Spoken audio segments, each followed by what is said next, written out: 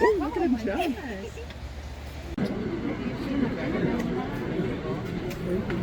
Oh, I'm sorry. No, no, it's okay.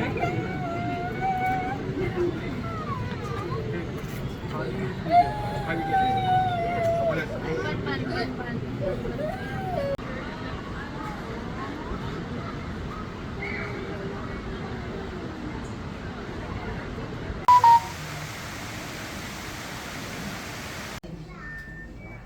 Oh, there's another one up there.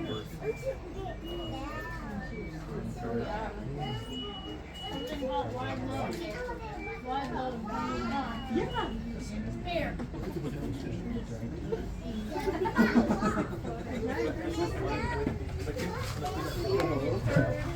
That's my rock.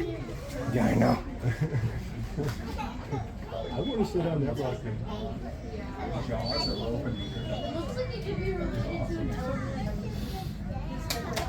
And they just like, they just do. Yeah. They're like surprisingly graceful under the water.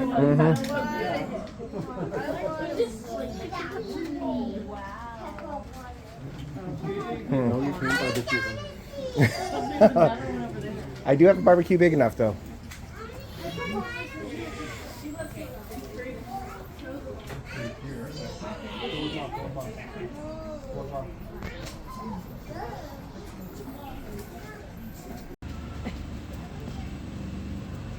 Did you see?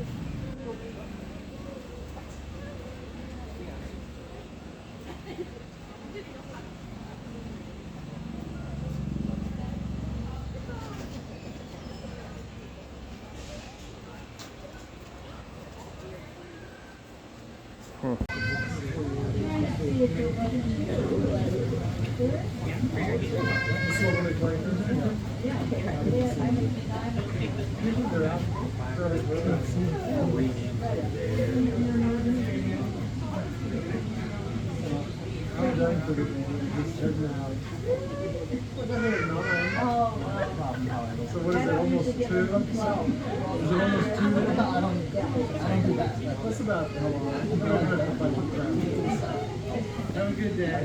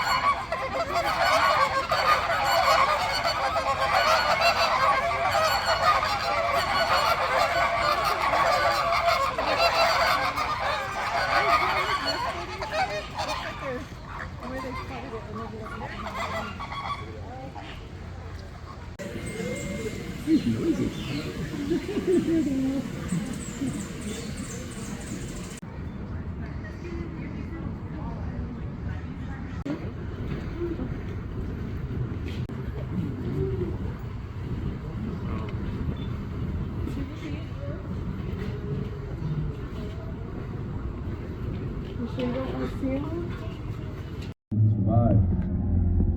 That was the worst part.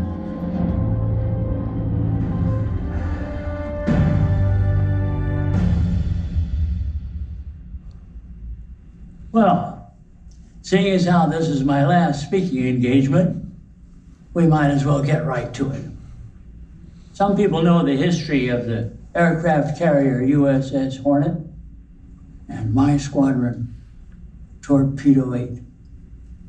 where we went and what we did during the Battle of Midway.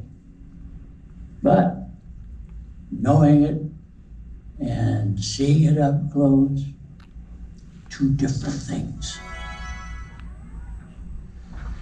They say Hawaii is a paradise, and the air smells like flowers. But that morning, December 7th, it must have smelled like death.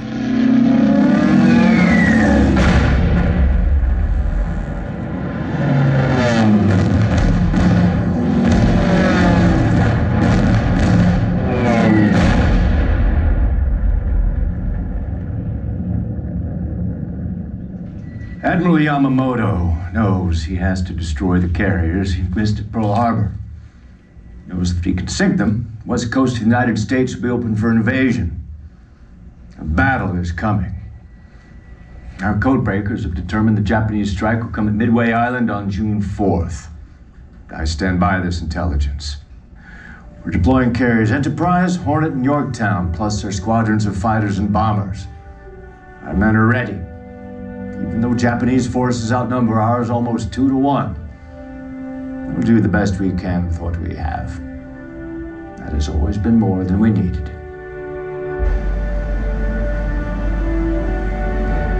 Men, we've had a very short time to train and under severe conditions. But I have no doubt Torpedo 8 is the best in the world. And I expect each of us to do his utmost to destroy our enemy. If there is only one plane left, I want that man to go in and get a hit. We launch at dawn. Write letters home to your loved ones tonight. Get some shut-eye. We're gonna need it.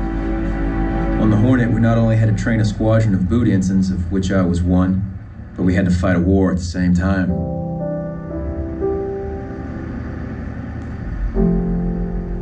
Dear Adelaide, there's not a bit of news that I can tell you, except that I am well.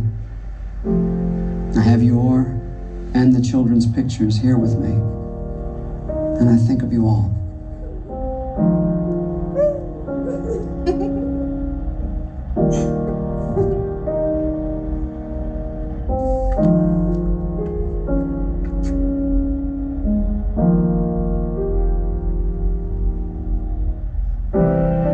Don't worry about me, Janie. I'm invincible. Don't let Billy borrow my car. He's crazy. I miss your cooking, Mom. When I get back, we're getting hitched. They've got us flying old planes, Dad. We're in training and fighting a war at the same time. We've had no previous combat flying, but we've got our tactics down cold. Commander Waldron's seen to that.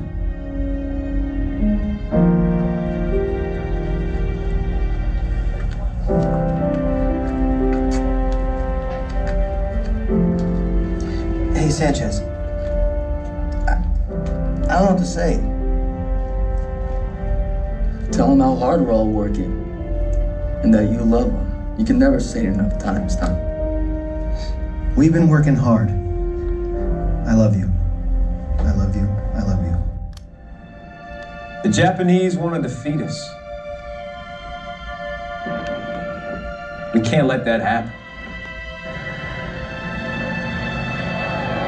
提督君、我々は地球ミッドウェイ諸島に戻り、飛行場を破壊せねばなりません。我々の偵察隊は米軍艦隊を見なかったとのことです。幽霊か。我々の戦闘機には魚雷が積んである。全機爆弾に交換せよ。はい。我らは大和魂がおる。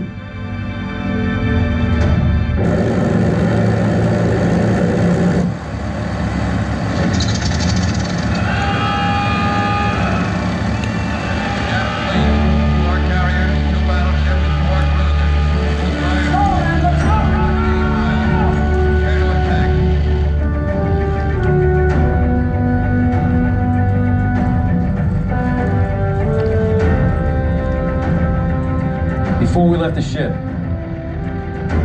Commander Waldron told us that he thought the Japanese task forces were further south. And when the group air commander made the call to fly due west, Waldron ignored the order. Said not to worry about our navigation. Just follow him because he knew where he was going. And that was good enough for us.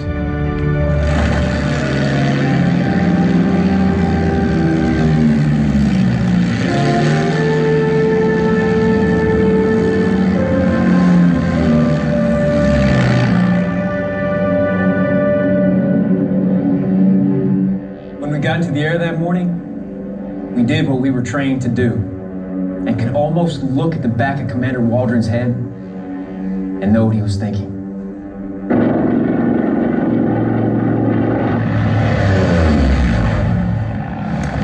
This is Johnny 1. Aircraft spotted in cloud cover. Need confirmation. Theirs or ours? That's them. We have no fighter cover, man. May God be with us all. Good luck, happy landings, and give them hell.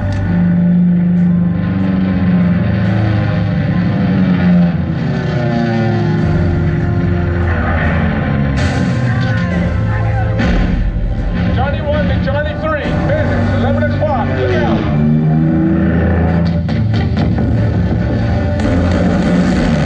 Johnny 6, I have 3 of them on my tail. Someone help me. Oh my God, Jar. Bail out. My radar dead. I'm going in. I'm in. Get this guy off me. Can't drop my torpedo.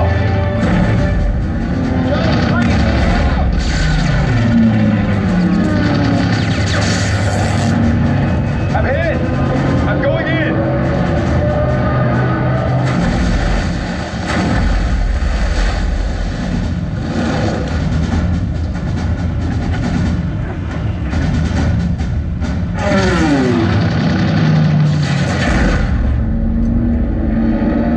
Commander Walker, get your nose up!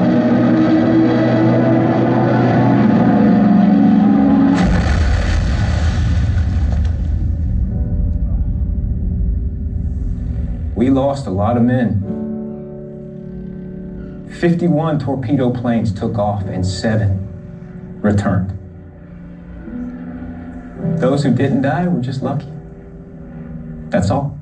I always thought the torpedo squadrons deserved more credit. The Zeros were so busy shooting us down, they didn't see our dive bombers getting ready to attack. They never looked up.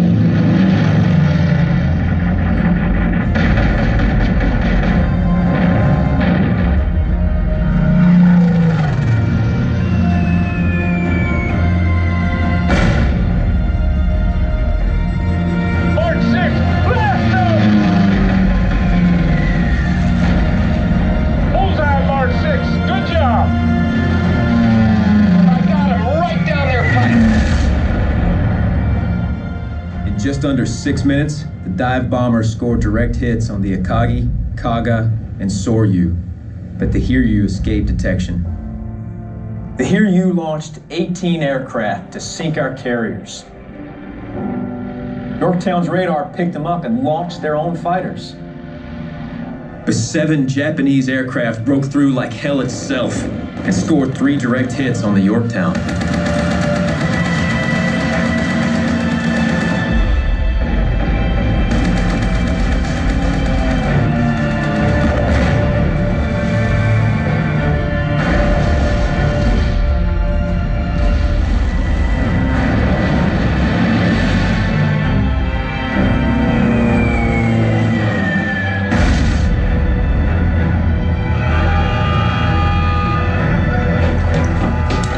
Aye, aye, Captain.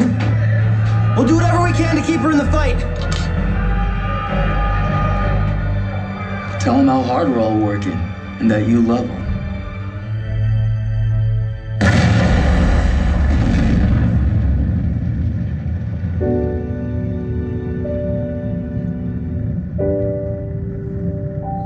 The Yorktown has sustained crippling damage. We're having her towed to Pearl Harbor.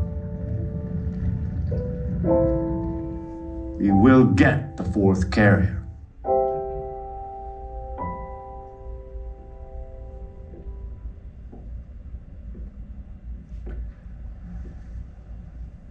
Every life under my command is precious, and I mourn each one that is lost. Their blood is shed for us. But war, no matter how noble, demands too much of it. The battle was all but over. The Japanese were forced to turn back in defeat. But one lone submarine didn't heed the message and delivered the Yorktown her fatal blow.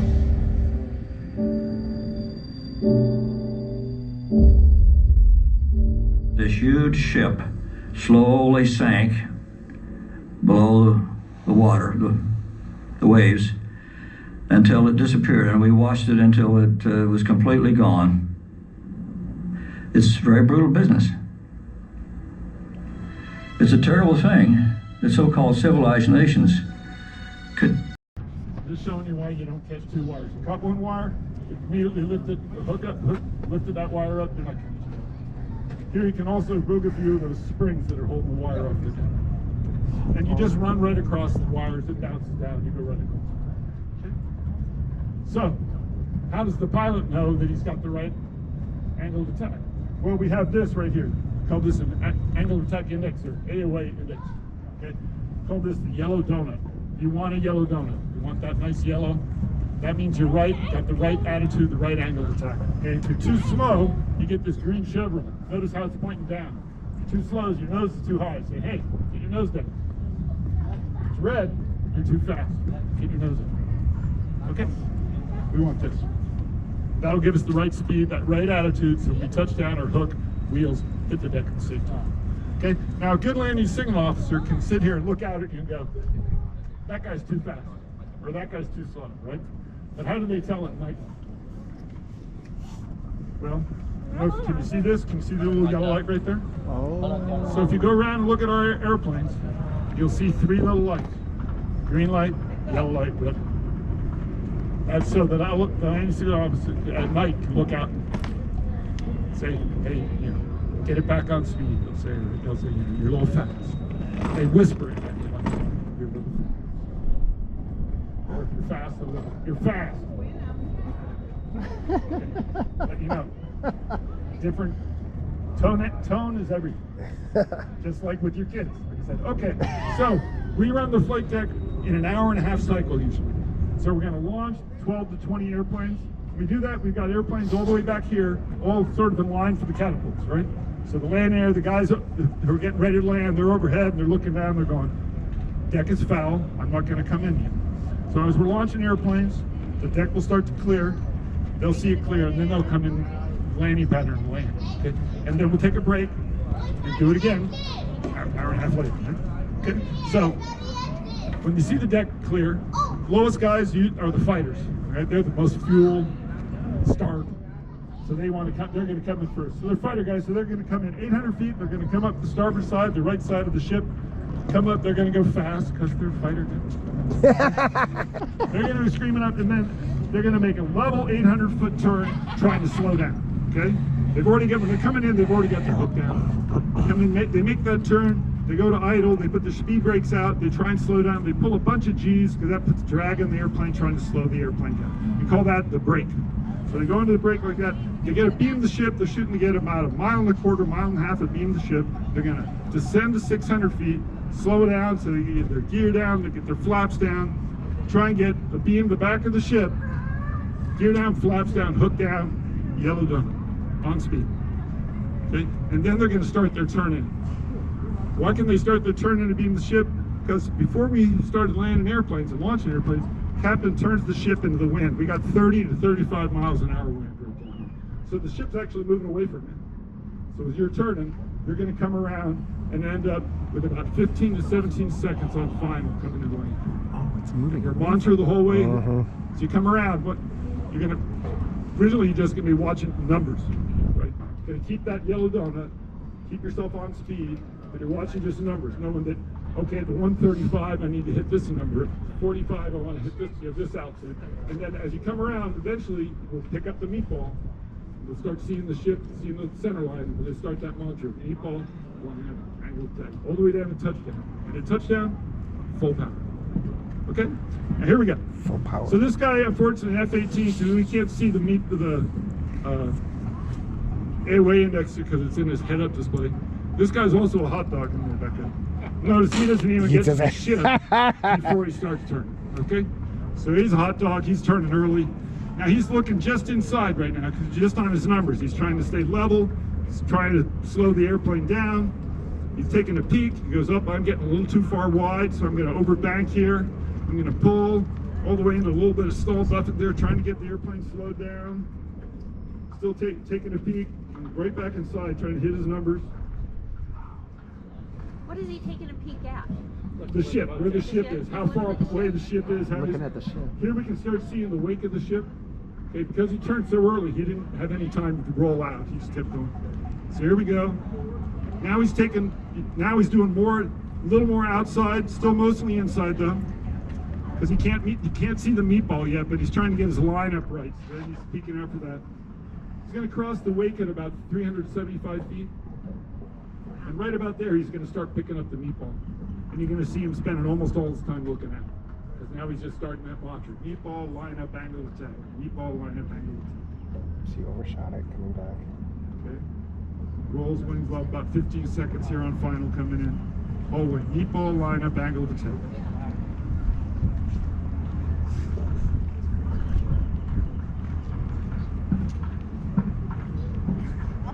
Touches down, he's full power, full power, full power. We can watch his arm. Right there, it goes back to it. So almost stop before you go back to idle. Okay? That's got to be a rush every time. The lowest grade you can get is if you go idle in the wires. If you touch down and immediately go back to idle. You're going to have to go talk to the head landing signal officer. You're going to probably have to go talk to the air boss. You don't want to do this. Okay? So you want to hit, stretch the wire, and then just keep it full power. Look, if you stay at full power too long, the yellow shirt will walk out and he'll just say, "Hey, easy." Nobody's going to ding you for that. Nobody's going to. But if you go idle too quickly, yeah. So as a new guy, I just leave it up there until somebody tells me. And eventually you figure out, oh, in that last little bit, I do that. It's just in case you miss the wires. They want you to get full power. Oh. Yes. Well, because then you land short. To hit them, if you caught that wire, you would have a meatball that was well below those green lines. So that they don't want that. And you don't. And definitely sometimes you get a T1. That means taxi one. So when I was a new guy, one night I landed.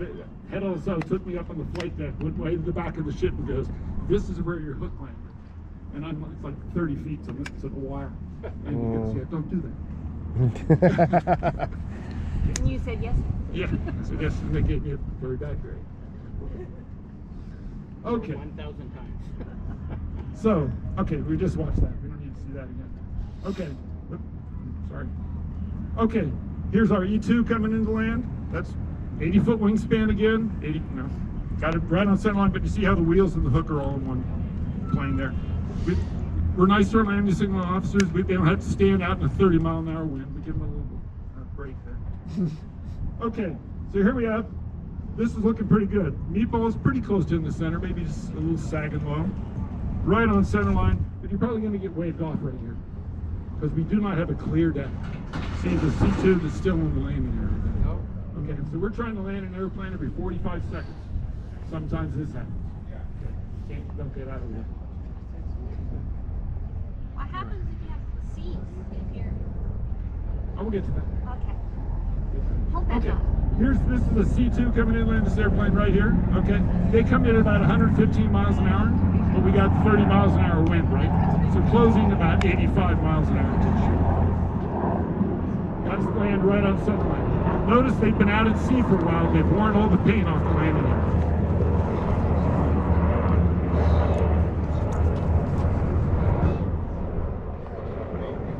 Full power, full power, full power, full power, right about here. And when you hit at that spot, you go. Now you start. Okay, so compare that. This is a two-seat F-18 fighter, stubby wings, probably 30, 35 miles an hour faster. Okay, also a little worse weather. Coming in much quicker. Oh yeah, he's moving. Okay. So notice the back seater's giving a thumbs up. That's not, hey, my pilot just did a great job. It's my airplane's good. If you gave it down, that means the airplane had something wrong with it, and they might need to park it in a different place so maintenance gets to the airplane. Because some places they park the airplane and they can't get to it. He's also a bad boy. Supposed to be wearing gloves. Not wearing his gloves. Okay, now the next one we've got to show you a selfie, because it's modern times. This guy's name is Sully. That's his call sign. Just reading on him. I like this one because it shows that people ask how violent is it landing. You can sort of see how this gear gets thrown forward, how it's really not that bad. Here we go. Oh yeah. Oh. Okay, and you can see Sully's a good boy. He's wearing his gloves. He's also he's got this patch right here. That's a fighter weapons school. He's a graduate of Top Gun. That's Top Gun. Fighter weapons. Okay, everybody heard of the F-35? Our newest jet, F-35 Thunderbolt II. So there's three versions of it. Air Force has the A. It's got wimpy little gear, wimpy little hook. Okay, we got the Marines. They've got the magic one that takes off and lands vertically. We got the Navy. Navy has big beefy gear, big beefy tail hook, right?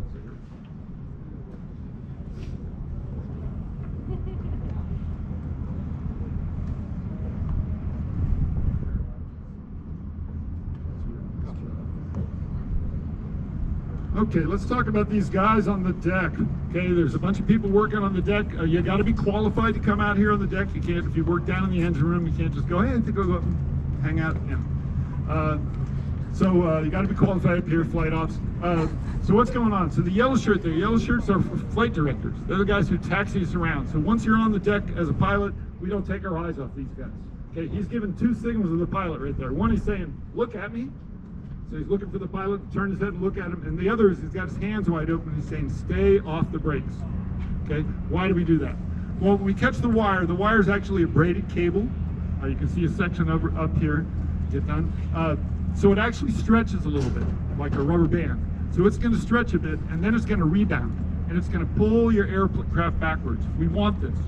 It's going to pull backwards, and it's going to stop, and hopefully you're going to keep going, and your hook is going to clear that wire. Oh. So that's what this guy's looking for. So it's going to unload the hook. Yeah, so get the hook, clear the wire. So this guy, green shirt, he works for the arresting gear officer. He's back there. When he sees that hook get clear, he'll go like this to the yellow shirt. The yellow shirt will go to the pilot and give him a big hook up.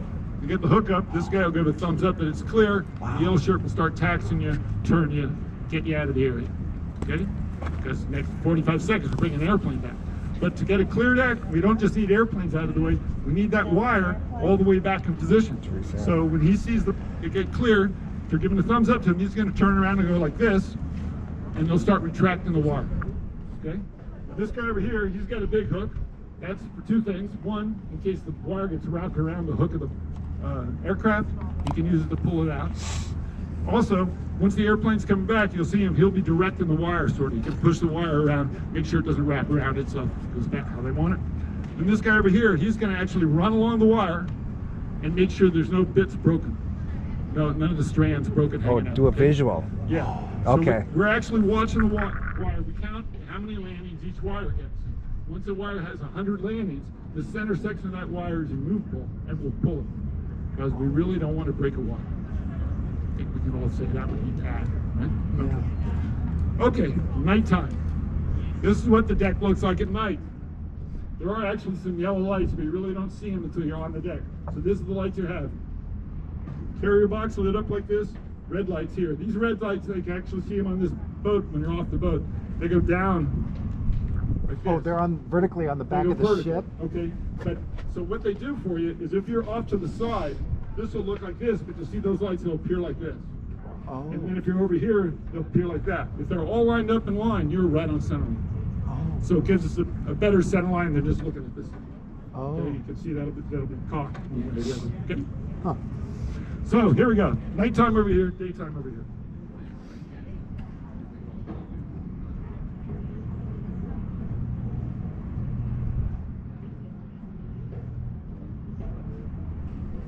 Wait, at night, that's got to be terrifying. Yeah, I would say this is scary. This is petrifying. This is a young man's game. You know, God bless those young guys out there doing it. The flight crew on the deck there. They're doing the same thing. They got wands to direct you. Yeah, you got young. The average age of the flight deck is about 22. Of the guys, it's young guys. You reckon the average age is that young, and you got some 35-year-olds. So you can imagine there's a lot of 19-year-olds running around. So they simulate the night flying in their training on. Sure, we have an island out here called San Clemente. There's actually that exact light system, like this out here. San Clemente has this. It has the instrument system we use for night approaches, and it's on a 60-foot cliff.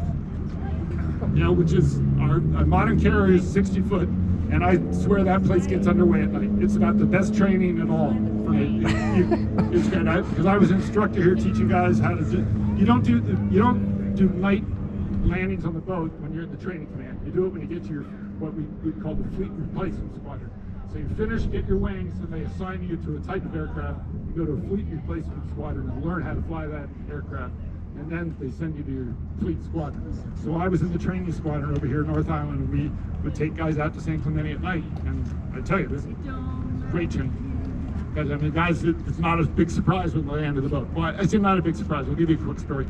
So I'm flying with a guy, and I was getting ready to go to a fleet squadron after being an instructor, so I had to go out and get my 10 landings and 6 night landings. So the night before I'd gotten 5 landings, and our period had run out. So I needed 1 more landing. So I had a student in my right seat. So we had 4-seat airplane. So I'm coming in and I say, okay, Mike, when you land, I'm going to get the hook. You're going to fold the wings. Okay, because I had a big airplane, big wings. They got to fold the wings. So we land on the deck at night. First time he's ever seen a night landing. We land. I go, yellow shirt's out there, yellow shirt, hook up, goes like this, fold the wings, and I go, okay, I got the hook, fold the wings, Mike. The guy's, Mike, fold the wings. I had to reach over and hit him. Wake up! Wake up!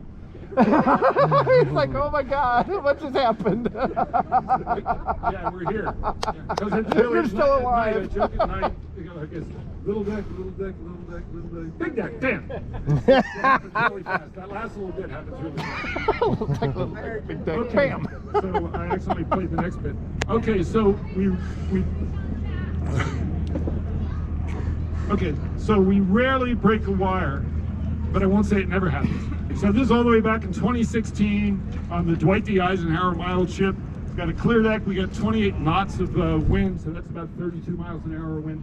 And we have this E2 coming aboard. That's our radar airplane, has a big dome on board.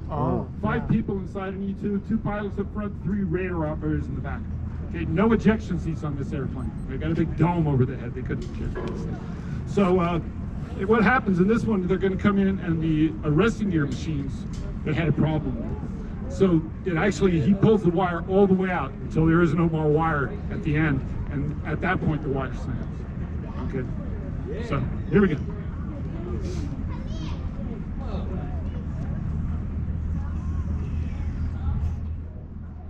Right there, it snaps. Oh. So he should be able to recover because he's under full power, right? Yeah. You didn't think I'd actually show you an accident, did you? Yeah, he did a really nice job. Now, if this was any other airplane, we would have just ejected. You know, but they didn't have that choice. So they raised the landing gear, did everything right, used the 50 feet to get a little more speed, got down into what we call ground effect, and was able to save the airplane. Wow. They sent him back to the beach after this. He didn't have to come back and land aboard carrier. Go change your everything. have a beer. Got an air medal for it. Big deal, get an air medal. Wow. I'm sure somebody got hurt on the deck though, because that wire breaks and it goes flying. Oh God. Okay. So if things go really bad, we have the ability to rig the barricade. That's what I was talking about. Yeah. Okay, so the barricade is 2 20-foot stanchions that go up. It's got a big cable across the top, big cable at the bottom, and big nylon straps to catch the wings of the airplane. Okay. So if you have the big hydraulic problem, maybe one of your landing gear can't come down, or your hook point breaks off, we can rig this barricade. We don't like to. We'd rather send you to the beach, land at a big landing field at the beach, because this isn't the safest thing in the world. You can imagine there's a point we can't wave you off. You're going to get in too close. If we tried to wave you off, you're not going to clear this, right? Oh, So hit it. this is the one time that the landing signal officers will say, cut, cut, cut, and you actually go to idle and just slam to the deck, okay? So what we're going to watch is it's a Vietnam era A7. It's a light bomber we use. We have on it forward. It had battle damage. He can't slow down below 200 miles an hour. So here we go. So you see how they raise it up like that? They train and train to be able to rig this inside 5 minutes. Okay, so you never know you're going to need it, how quickly you're going to need it. Okay? 5 minutes seems like a long time. Yeah. Here we go.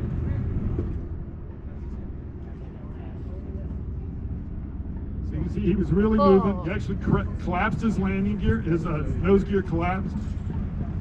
Back here. You can see the crash crew's already there, getting him out of the cockpit. Oh, they're all suited up. Got their That silver would be a suits bit on. of a whiplash. So rumor has it he flew the next day. I'm pretty sure the airplane didn't. Yeah.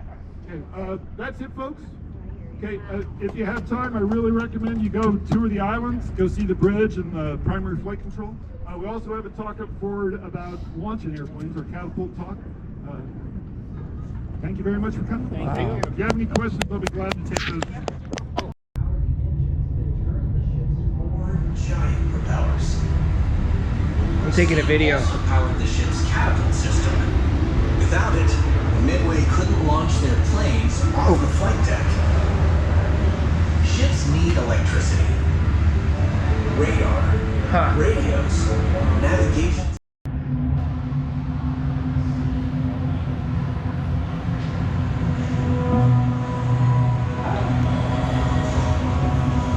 Touch the object.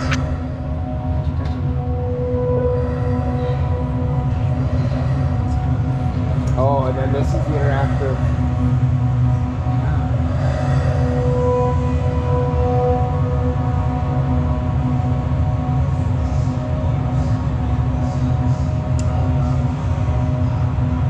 Sounds really unpleasant.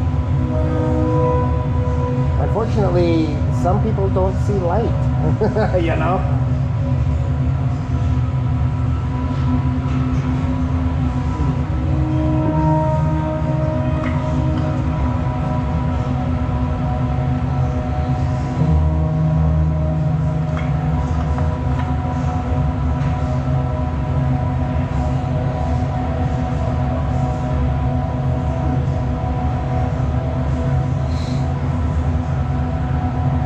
Ready to ship for sale in 4 days.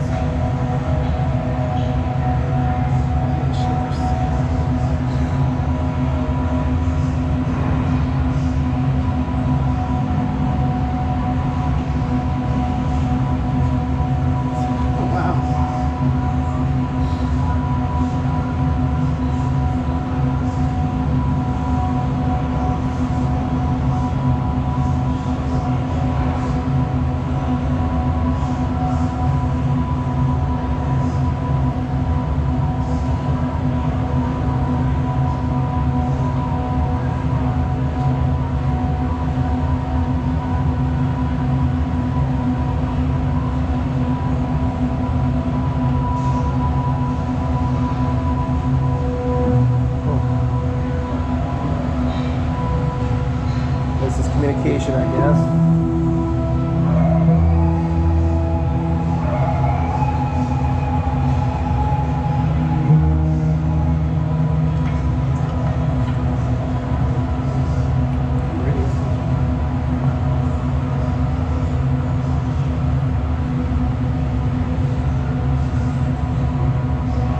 Gotta get ice cream. Yeah, ice cream machine. Function forever.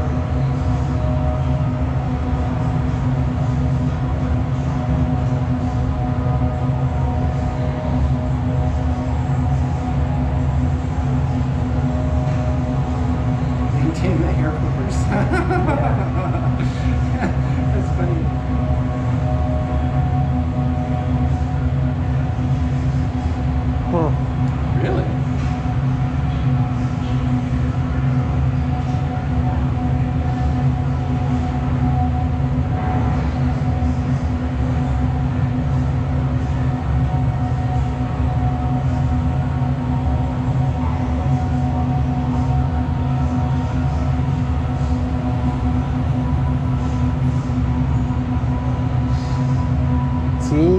that's, you know, that flashy stuff is upstairs. This is the this is the grunge right down here, man. This is the dirty jobs that make everything possible. Right, and it's true, man. Yeah.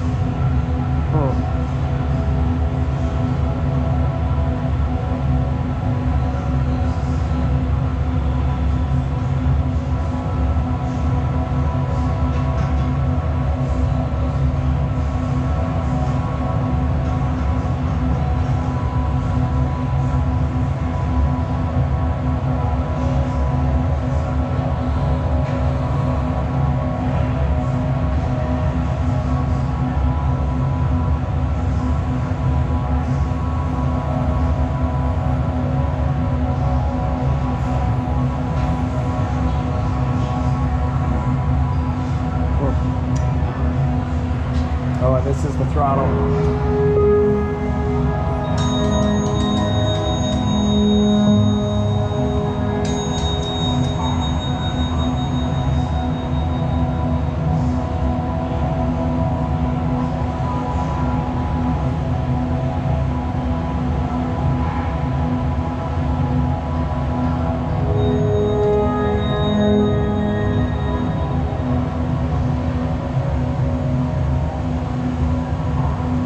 Giving it all cigar cupping. Right.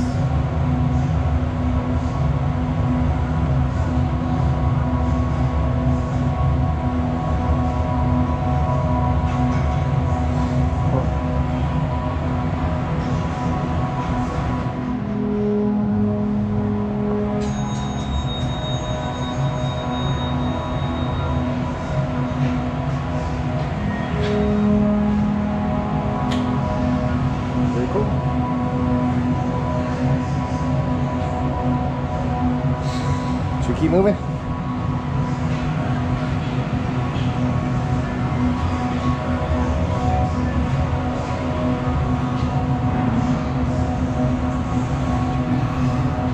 This is interesting.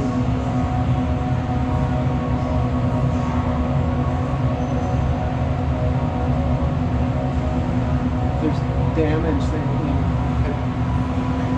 teams that would try to control it.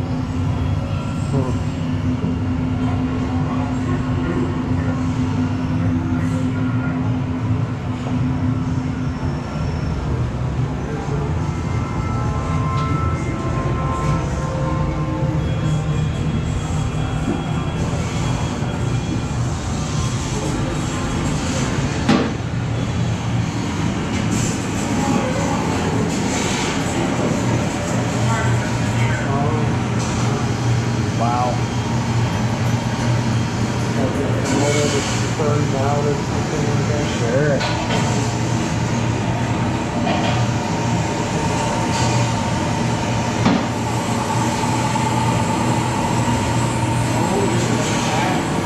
For like a hoist. So the engine room must be downstairs, down here. So they could, so they could pull something off and bring it in here and fix it and then lower it back down.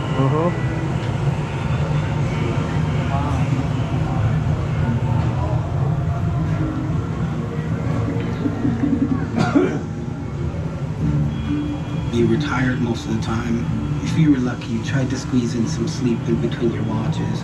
If you decided to stay awake on one of your times off, then you just... Well, see, like right here, this is how you keep your personals. Yeah. Underneath. One friend who broke up his dad and sent him to fire hockey. There's, oh wow. So there's 3 beds, so 6 people right here. Maybe that's why it's so wide. Could be. You know. This is just barely 6 feet.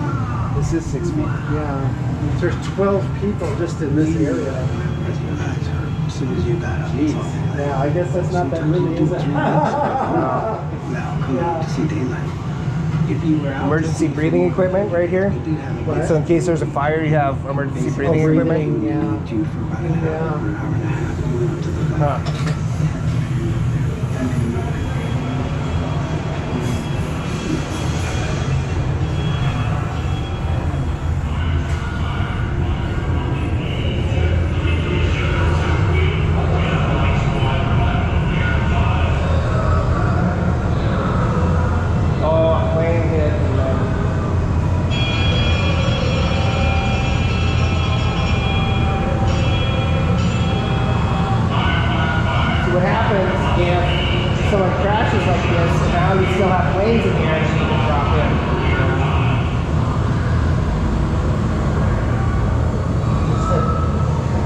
Can't call 911, nobody's coming.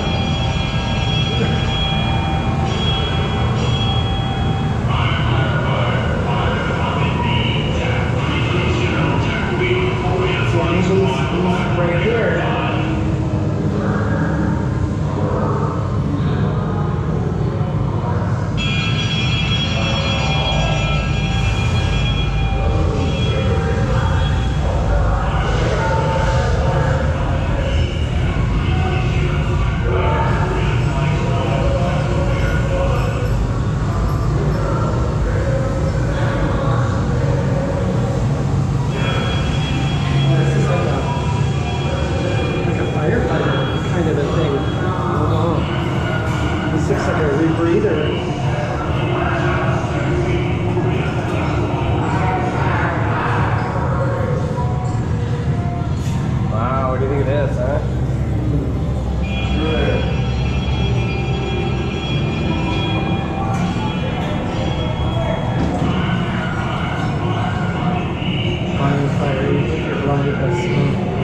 Oh, so they've got a thermal camera.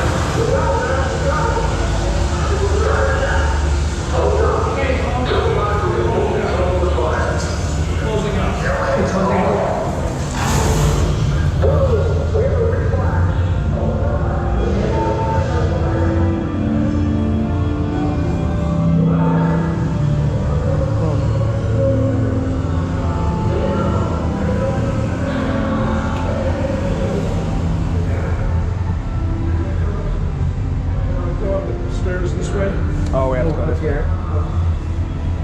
Thank you. Folks, get close. All right, Paul. Okay, I'll set the light. Yeah, thank you.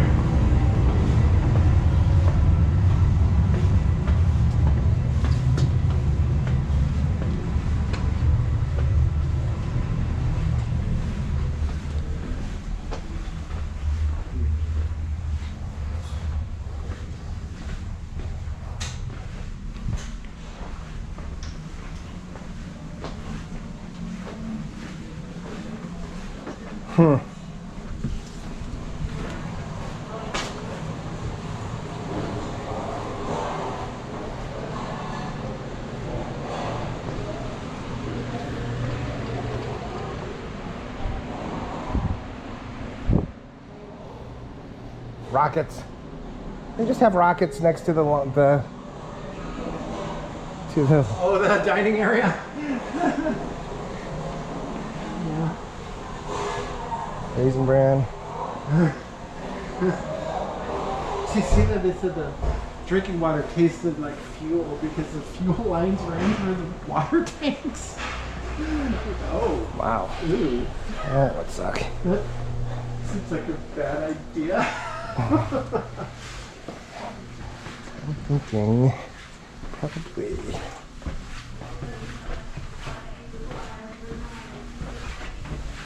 Condition for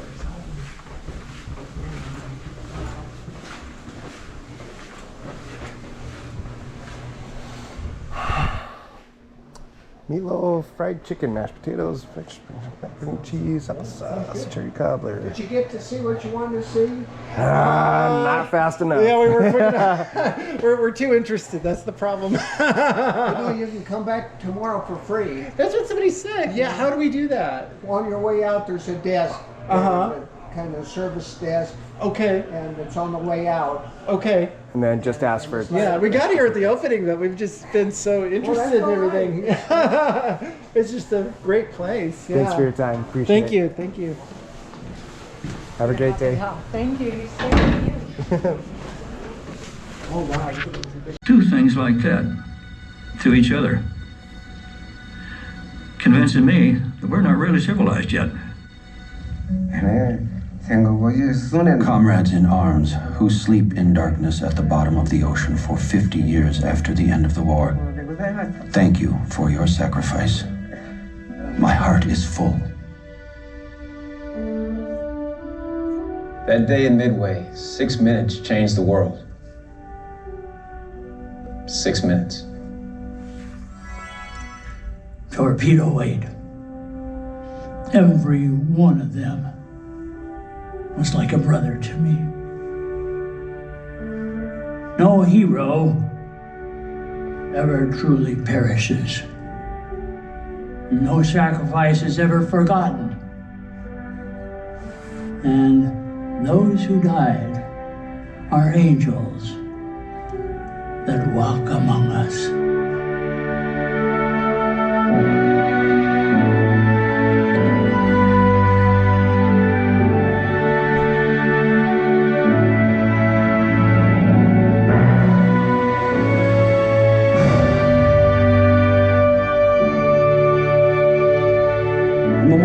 Midway Island reads, "They had no right to win, but they did. And in doing so, they changed the course of the war.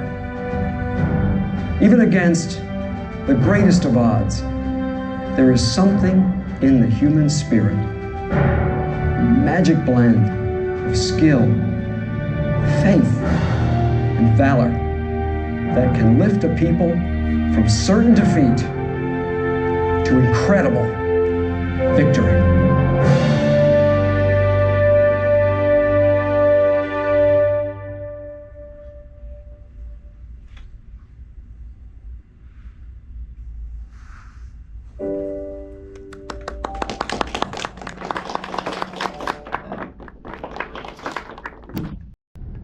So you'll have more time for other things, right? Right. You later people. Oh, it is a little tight. All right, suck it in. So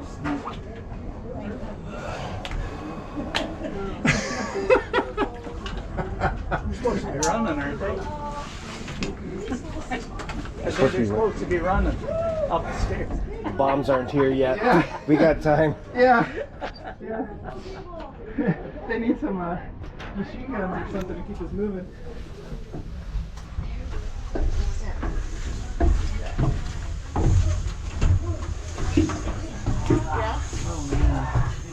Yeah, imagine doing this while bombs are flying.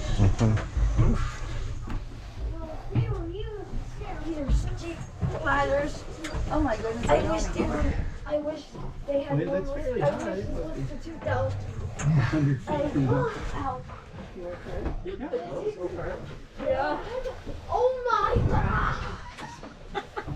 That's really in person. Remember I was talking to No, ladies first. I was talking to like one of the, I don't know, military guys at the air show or something, and it's like, you know, in the eyes of the military, comfort is sort of a secondary consideration. You know? Yeah.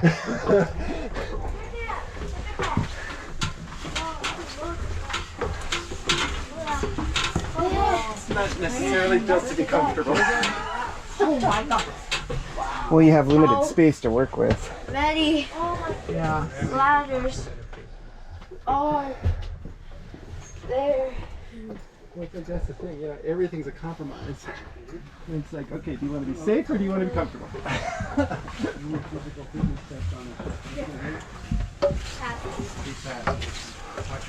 Oh, hi. There you go.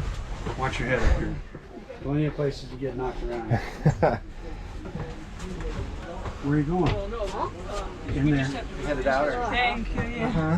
What? Okay, we need to get out of the way. The group is moving this way, though. Sorry. What are we doing here?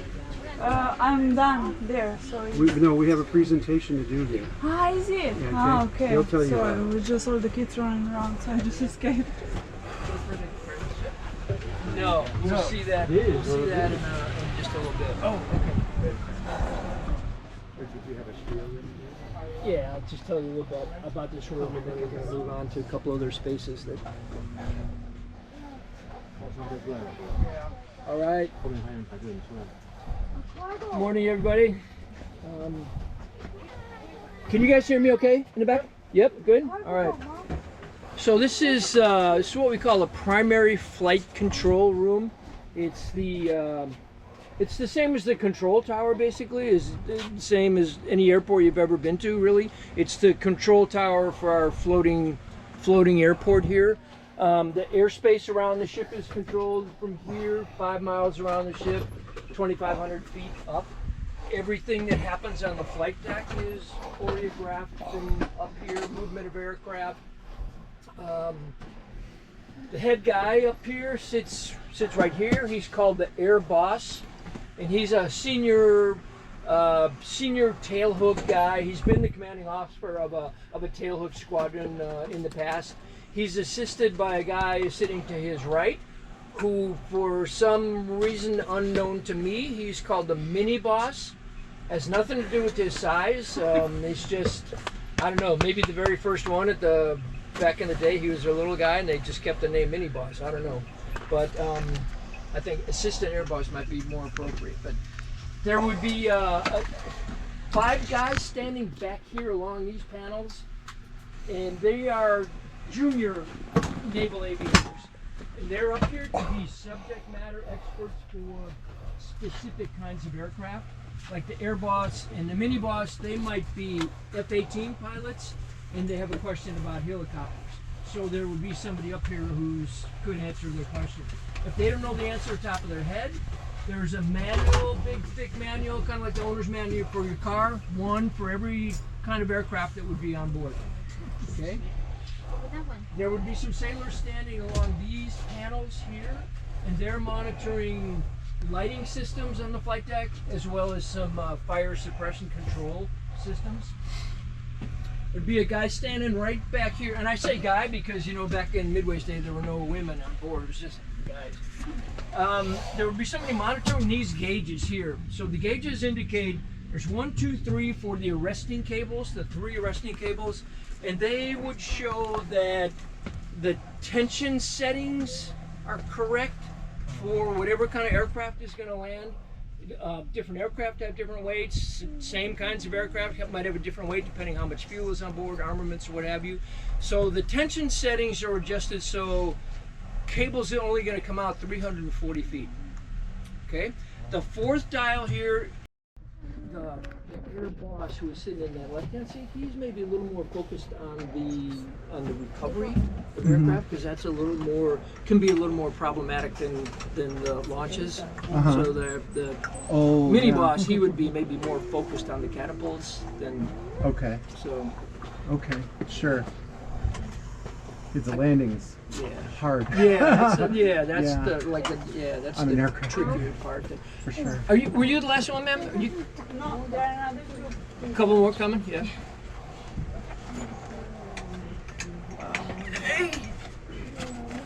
You know, like you're saying that. There's no computers, nothing's automated in World War II. So they're setting all these tensions for the different planes and the launch and everything. If the group hadn't been quite so big, I don't know if you noticed that there was like kind of a glass panel that had some writing on it. Yeah. So back in the day, all the information about a particular flight ops session is all written backwards on that board. That board swings around. So sailors trained to write backwards, puts up all the information about all the flights that are going to be going on, the pilots, the squadrons, the kind of aircraft, everything. And then that whole board would swing around behind the air boss and the mini boss so they could read it looking over their shoulder. Oh, so they could look back and see. Yeah, so I mean, nowadays obviously that would be right at their fingertips, but back in the day that was an art for a sailor to learn how to write backwards quickly, legibly. It's all analog. Okay, so this is the ship's navigation room. It's the kind of the domain of the ship's navigator, or as everybody refers to him as the gator. And he's another senior tailhook aviator. He's assisted in here by his staff, and they're called quartermasters, which to me is a little bit weird because quartermasters in any of the other services, Army, Air Force, Marine, they work in supply. Navy, quartermasters work in navigation with charts and what have you. So there's 3 charts on display in this room, and they depict 3 areas that Midway spent a fair amount of time. The one up here, this is Yokosuka Bay, just outside Tokyo. And Midway was home ported there for 17 years. And there's a huge Navy complex there. It's such a strategic area. It's so close to North Korea, so close to South China Sea. There's always an aircraft carrier home ported there. And we call it being forward deployed, or some people call it the tip of the spear. Chart on that side of the room, that's Subic Bay in the Philippines, where back in Midway's day, there was a huge a Navy supply depot there and a ship repair facility. So Midway would go there periodically for those kinds of things. I think more importantly to the crew, to the young sailors, it was a place they loved to go because they could get off the ship and do pretty much anything that young sailors would be interested in doing. So you can just kind of use your imagination, I guess. And their money went so much further there than it did in the U.S. or in Japan. Chart on the other side of the room that's right here. That's San Diego Bay, where Midway ended its tenure in 1992. So you'll notice maybe on each one of the maps, if you get charts, if you can see it, there's the dark line that's going through it, and that's kind of that's the recommended course for the ship to take through that bay. A couple different ways that Midway would make sure it's on that course. One is using what we call visual sighting ashore.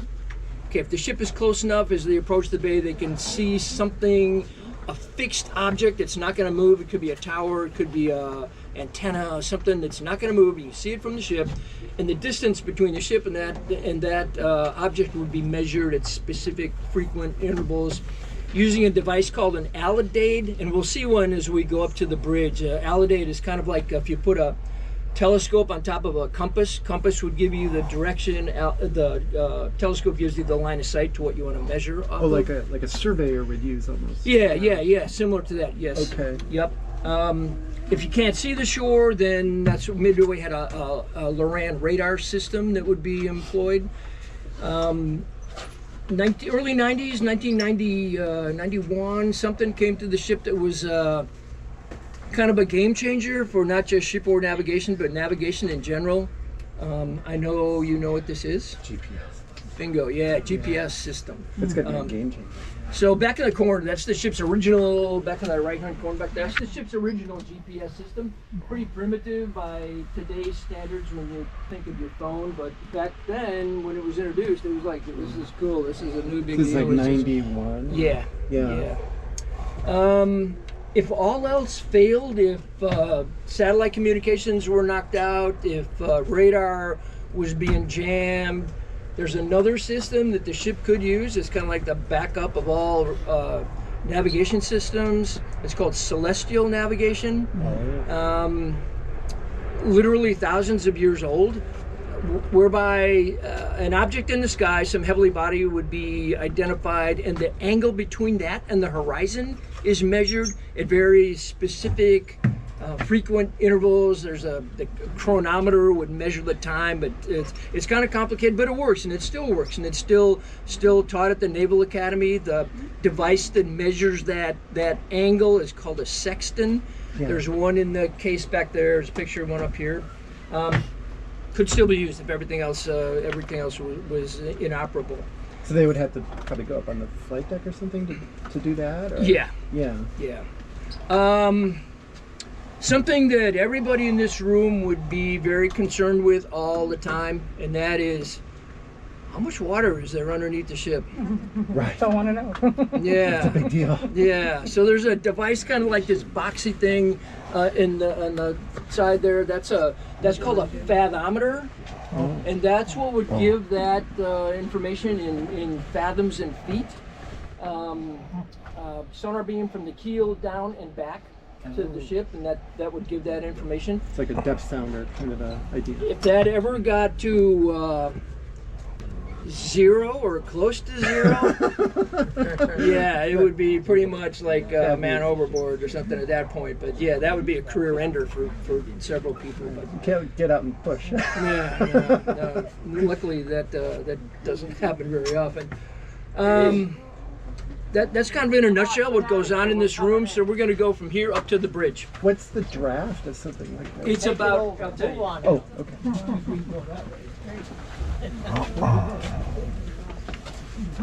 I just, that whole idea of like how, like navigating before GPS, just that whole concept is, I think, really fascinating. Sure. Because GPS just completely spoiled us.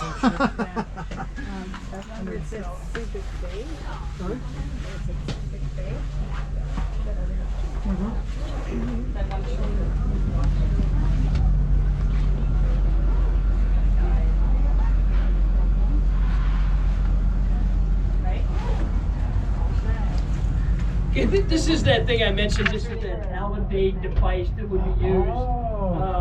It doesn't work anymore. You can't see anything through it, so you don't need to stop and look in it. But that's what it looks like.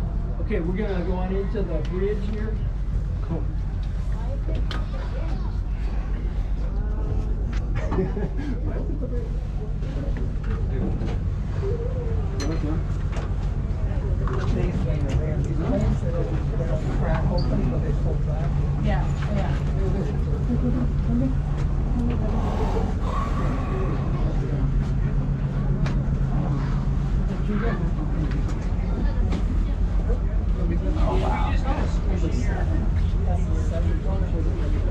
Oh, there's another one coming in. So this is where they drive the boat. Cool. Yep. Quick. As long as it's just happens to be going by here, that's the USS Boxer. That's an amphibious assault ship. It's Marines, helicopters, some F-35s that take off vertically. So now is that the same as the one that's sitting over there? No. That's the one behind it. That's 72. That's the USS Abraham Lincoln. On the right-hand side, that's the USS Teddy Roosevelt. So, is everybody in here pretty much? Come on in. All right. Okay, so this is the bridge. This is pretty much the kind of the brains of the ship up here. This is where the captain would be whenever the ship is moving. Okay, he's sitting in his chair on that side. He's the only one that ever sits in that chair, and he's up in here a lot whenever the ship is moving. The navigator is up here. He's got a chair on this side, and he's got a chart table in front of him that would show wherever the ship is. So the captain's a very senior guy. Obviously, he's been the commanding officer of a tailhook squadron. He's been the commanding officer of a somewhat smaller ship. He's kind of got eyes and ears on everything that's going on in here, plus the flight deck. He's not really telling people what to do in here. He's got a guy standing about where I am who's called he's the officer of the deck. He's the one who's more communicating with people in this room. He's got a couple guys on his left-hand side called junior officers of the watch. They're training to become officer of the deck at some time. But in the meantime, they're pretty much looking at radar screens like this one. This is a surface contact radar screen. Shows anything on the surface around the ship for 25 miles. If something appears on here all of a sudden, then it's like, all right, what is that? Is it friendly? Is it not friendly? Is it? So there's aircraft aloft that would investigate, see exactly what that new blip on the radar screen is. What is the altitude? Oh, it's strictly on the surface. Oh, this is just surface. Yes, surface is called surface contact radar. Okay. So this is where orders would be given from here to the engine rooms if we need to pick up speed, which happens a lot when we're going to start flight operations because we need about 34 knots of wind across the bow to launch to get aircraft up. So the order will be given here to the engine rooms using that device back there that's got the brass plate front to it. That's called an engine order telegraph. We're going to start flight ops in 30 minutes. We need to pick up speed. Down in the engine rooms, there's 4 engine rooms, one for each propeller. A bell rings, a light flashes, and they know, okay, now we're getting an order from the bridge. We need to pick up speed. So from up here, they would tell them how much speed. This is also where direction happens. The ship's wheel is up here. It's the youngest guy up here. He's the one who's got his hands on the wheel and who's actually steering the ship. He's maybe 19 years old. He's had his driver's license for a couple years. He's got his hands on the wheel and a big smile on his face, thinking, "This is pretty cool. If my buddies back home could see me now, this is pretty very cool." It's kind of an honorary thing for the youngest guy to be able to do that. Obviously, he's not freewheeling it. He's got one of those senior quartermasters standing right next to him the whole time. It's Midway was oil powered, all about a lot of oil. Oh gosh, a lot of oil. Twice a week, a supply ship would come to Midway, deliver oil. Unlike the 2 carriers across the bay, USS Abraham Lincoln, Teddy Roosevelt, nuclear powered. They're good. Their power plant is good for 25 years. Over 25 years, it gets re-energized. Another 25 years. That's the life expectancy of an aircraft carrier, is about 50 years. I mentioned that the captain's up here so much that whenever anything happens, like if the Midway was going to meet a supply ship, get oil, or whenever it was going to go in a port and go pier side, it happens on the starboard side of the ship, always. So there's a room that we can see on that side. It's called an auxiliary conning station. That's where the captain would move over there, and then he's got a view of that entire side of the ship. So that's where another ship would pull up? Another ship, yeah. If a supply ship, we can see a couple of pictures of how that works. Yeah, okay. Oh, this way. Where's the steering wheel? This is that engine order telegraph that gives orders from here to the engine rooms, 4 engine rooms. Massive, each one, 53,000 horsepower. Engine room number 3 is available if you're interested in that kind of stuff. It's pretty cool, I think. This is that conning station over here where the captain could go and have that view of that side of the ship. This is what it looks like when it's happening. This would be a supply ship. Midway on that side, a destroyer that would be getting oil at the same time over here. Lines, hoses going back and forth and back and forth and back and forth.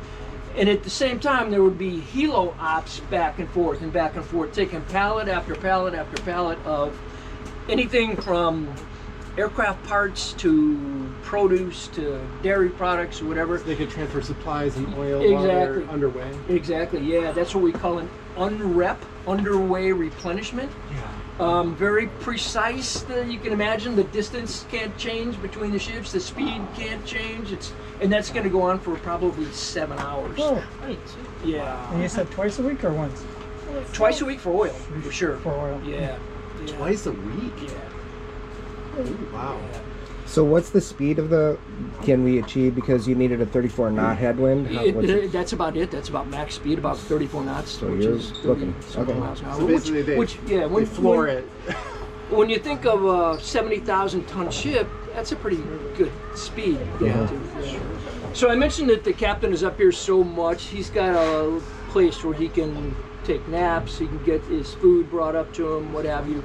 We're going to go out this way. On the left-hand side, you'll see what we call the captain's at-sea cabin. And that's where he would go to take naps, write in his journals, whatever, get his meals. Down below, there's another space that it's his in-port cabin. Little bigger bed for sure. This looks more like a little dorm room in a school somewhere. But so we'll go out this way. It's on the left-hand side as we go out.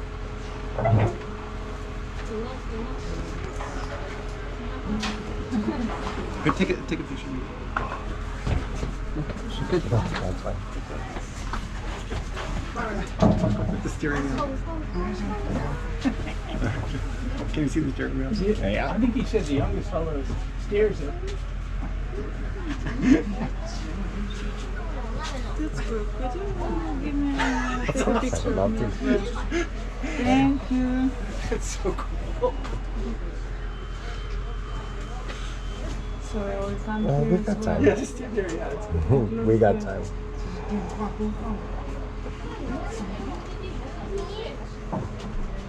Ready? There you go. Thank you. Do you want You're a picture welcome. with the steering wheel? Here, get in there. Why, of course. Get in there. Quick, let's go. Okay. Okay. Steering the ship. Okay, look like you're steering the ship. Okay.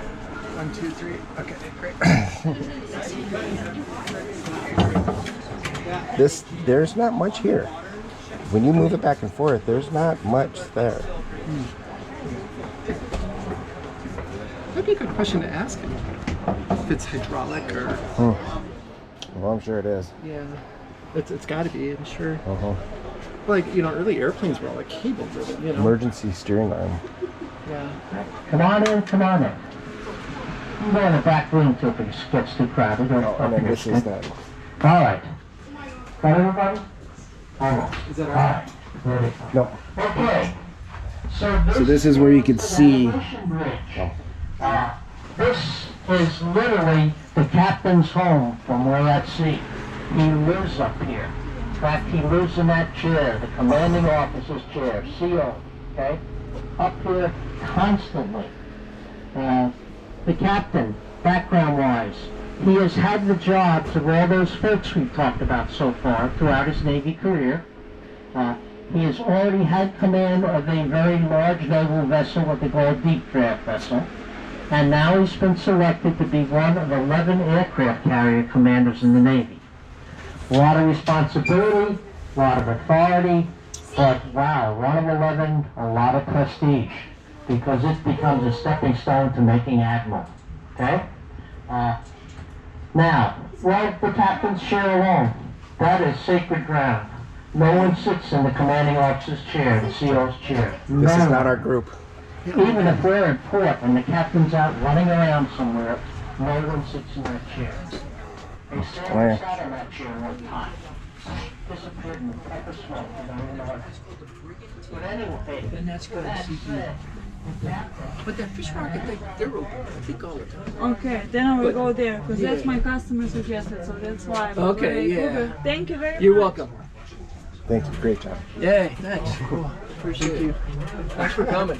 Yeah. Sorry, we kind of missed the tail end of it. Was there more that you did after that? No, it was pretty much the that auxiliary reconning station, and then the last thing is to just look into that at-sea cabin. To see that. Okay, great. Yeah, kind of. And now you go down to the left, down to the left, down to the left, and you come out on the flight deck. Okay. And then from there you can I don't know how much of the ship you've seen already, but there's pretty much just got here. Yeah. Oh, okay. Then you've got. We a lot did the to see. video, and then we Battle of Midway. Yeah, and then we basically just came right up here. Oh, Because gosh, I said okay. this was kind of a highlight. So It is, and This is and it's cool. good to get up here earlier rather than That's later what they because said, it gets it can get pretty not so crowded as you Yeah. can. Yeah. But there's like there's two walking kind of self-guided. You've got your listening devices. Yeah. And they show a lot of the ship on those, including like that one engine room that's open, and awesome.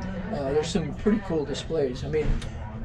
You can spend pretty much the rest of the day. I'm here. just totally geeking out. This Yeah. is so cool. Yeah. Can I get a picture with you? real Oh, quick? you betcha. All right. Let me see. Oh, sorry. The sun's kind of right behind us. Okay. Here we go. 1, 2, 3. Here, I'll get you. There. Okay. 1, 2, 3. There you go. Got it. All Thank right. you so much. You're very welcome. Thanks for coming. Okay. So this is kind of the end of the tour. It's the end of the tour for up here, so now you go down, and then everything else is further down below. Okay. Cool. Thank you so much. Oh, you're welcome. This is Thanks really for coming. awesome. Thank you so Thank you. much.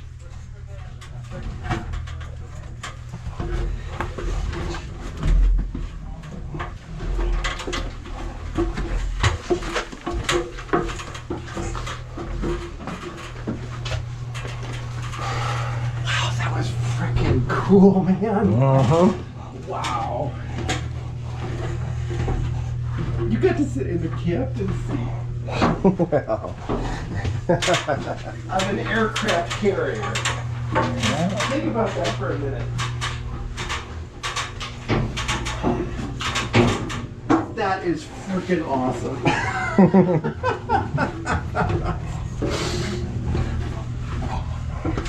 And we both got to steer it. Yeah.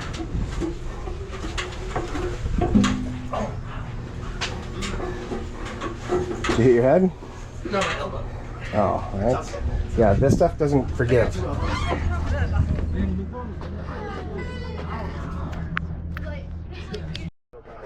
this is where I'm here, and I received my orders. Mm-hmm. You know, and it's like, I mean, so this is the admiral that's in charge of this whole thing, but he's getting orders from people. President of the war. You know, and it's- 2.5, looking at on and 1 up. 312, slightly left of course, right 3. Jeez.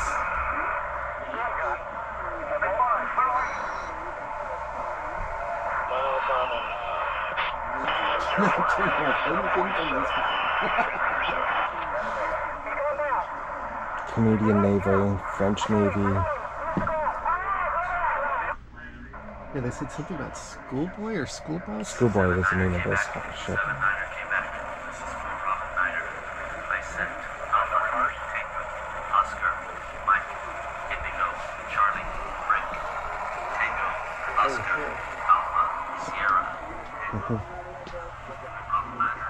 Battle for Zulu.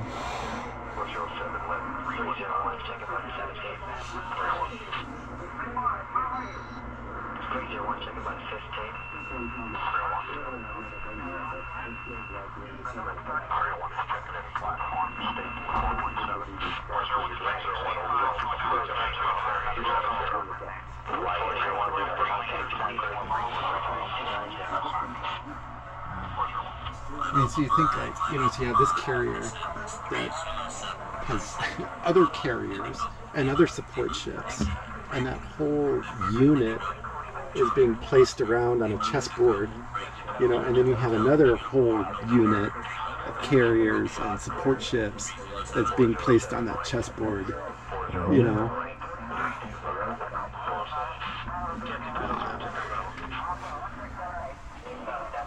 Freaking amazing. It's exciting and like terrifying all at the same time. Remember that? Oh yeah. Is happening outside.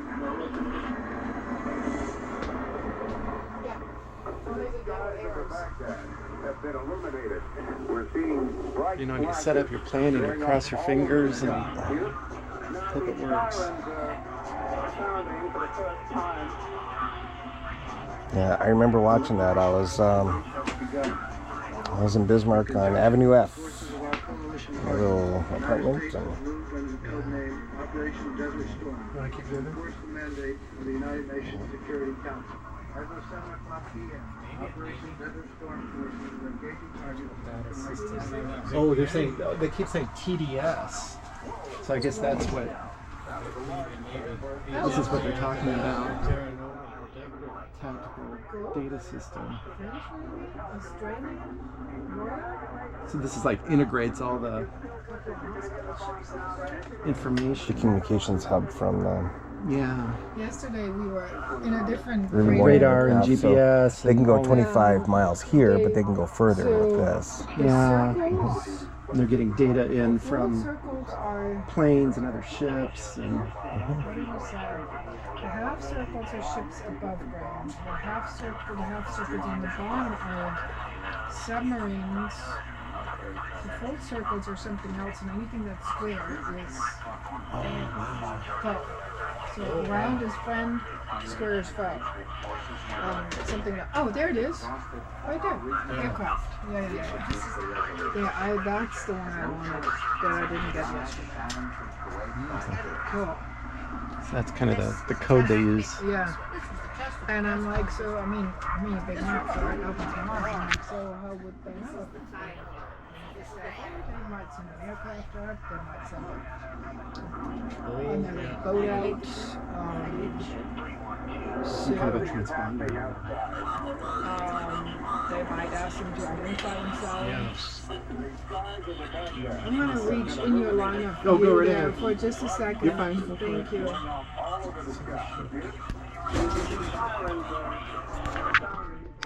Aircraft directors, they're the yellow shirts from when they start back half airplanes. You don't want to cook the pilot behind you. Bad day. Or blow debris into the engines. Yeah. Yeah. Actually, we will, before the aircraft launch, we will sweep this flight deck. We will do a FOD walk down, foreign object damage or debris. Oh, right, yeah. So we'll pick up every small wire, every small washer, bolt, anything. So it doesn't get sucked in. That's not sucked into an engine. Yeah. That pilot, he's depending upon that engine to get him back for the ship. Yeah. Sure. Okay, here's the aircraft directors.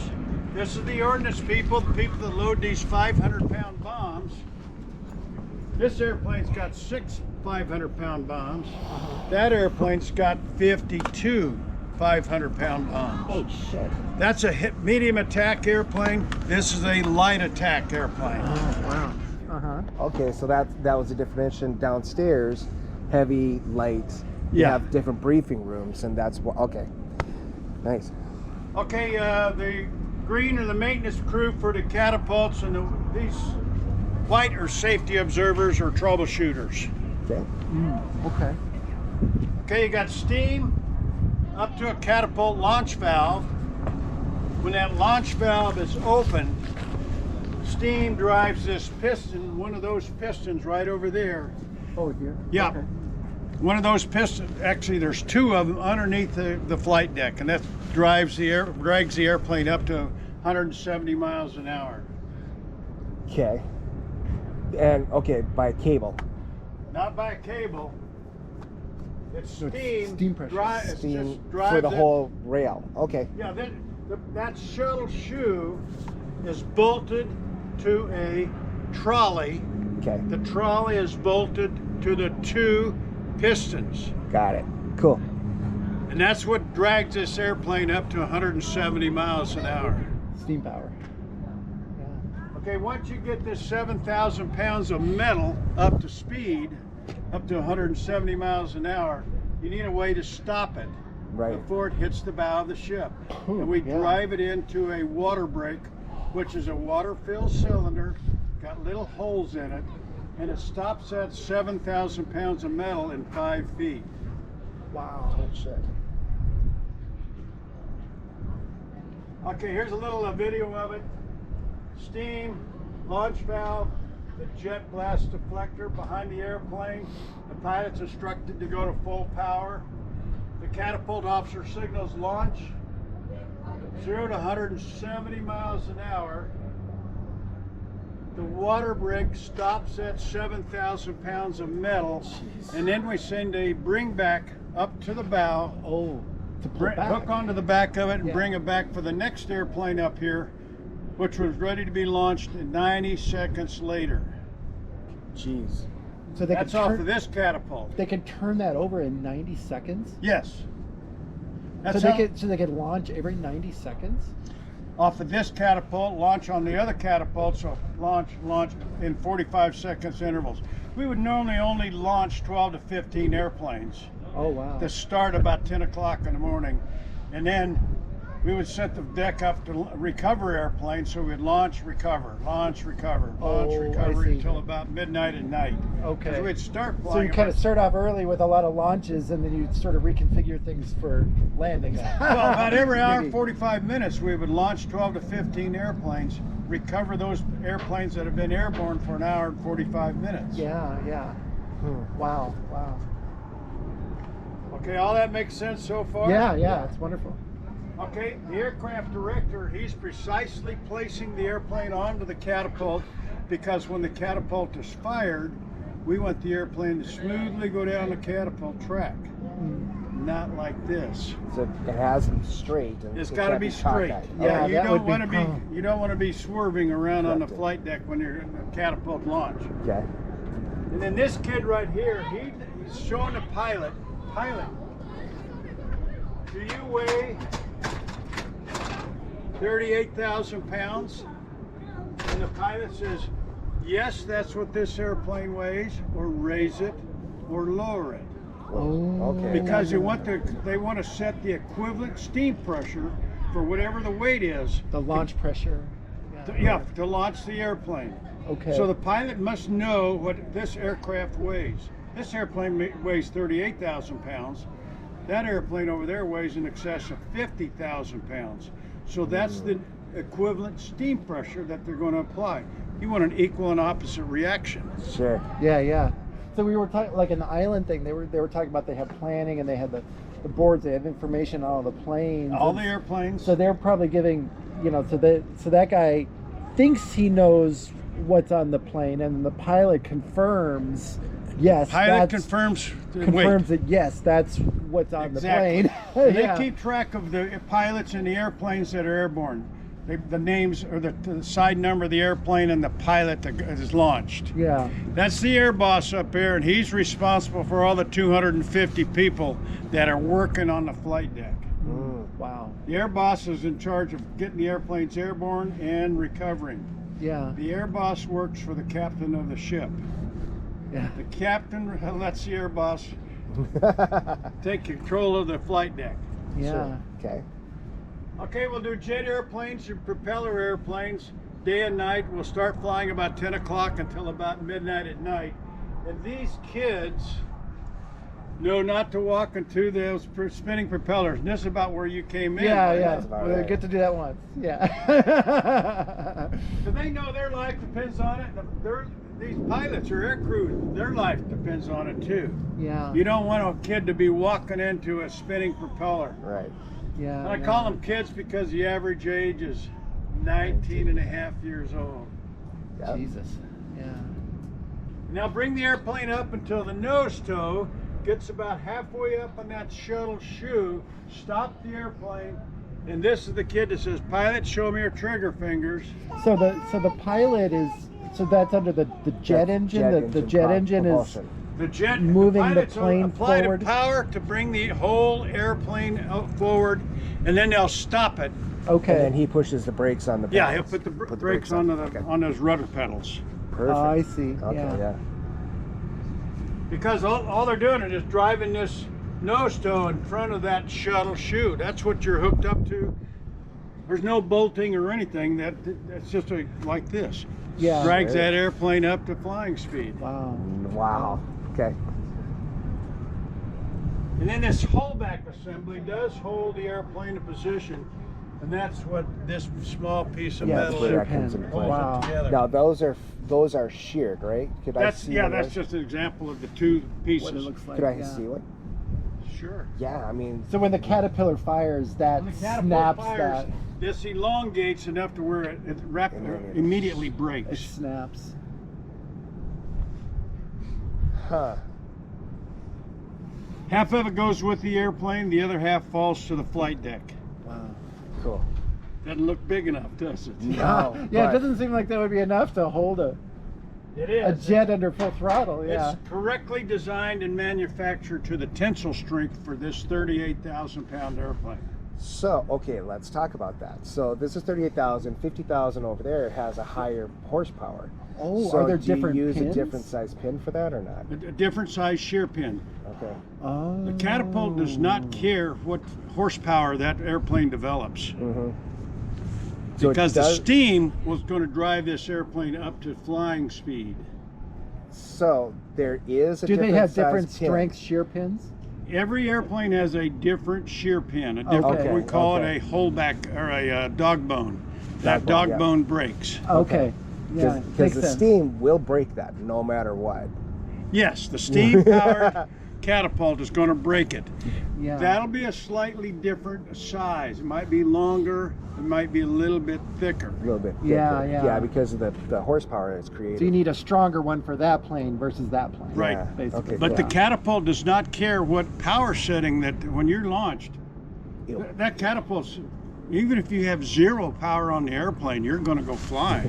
You will. You better have power on the airplane so you can climb away from this 'Cause water. that's the exit part. Right.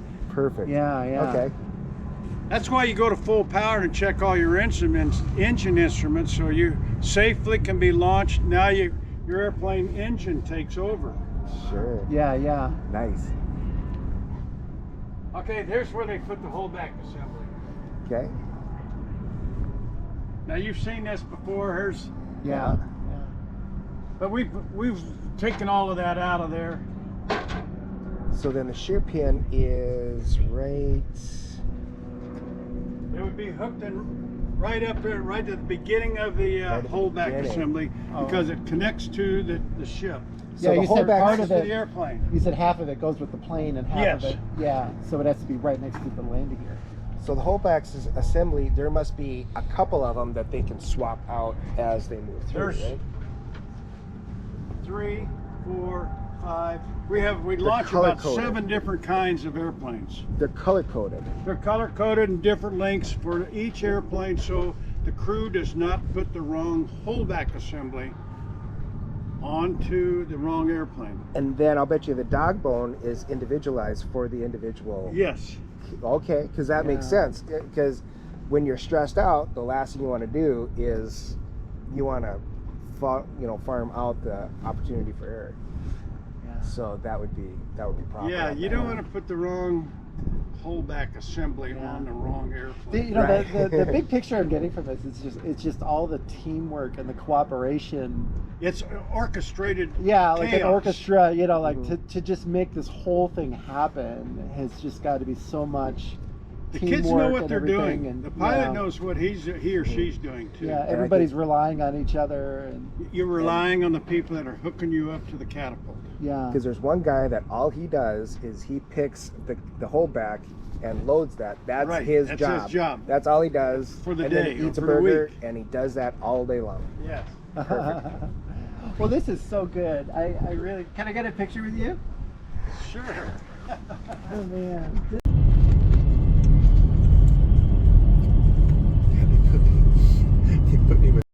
So Brad, why don't you go ahead and tell the audience what happened here? It's a rental. It's a rental. We drove it like a rental. In the words of Mike, he said it's a rental. Well, I think coming up this steep hill, so here's what happened. He came up here and then he wasn't geared down low enough, so then he geared it down and gunned it, and he didn't lean far enough over his front handlebars here, and he kind of fell off the back of it. Well, because the front was chasing him. Yeah, I was trying to get away from it. Yeah. So they wanted to roll on top of me. Yeah, I got the parking brake on, so that's it.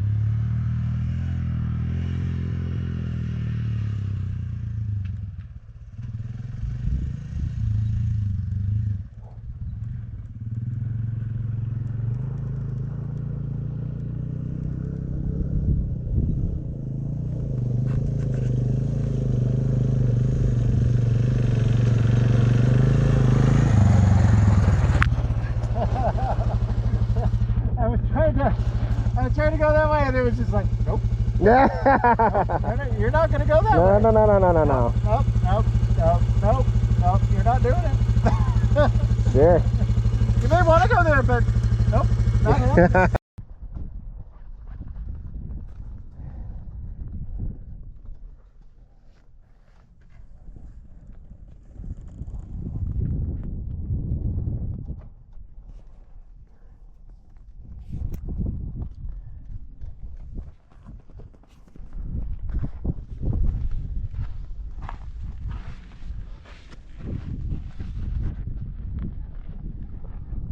That looks like a fun place up there to fuck around. Yeah. Yeah.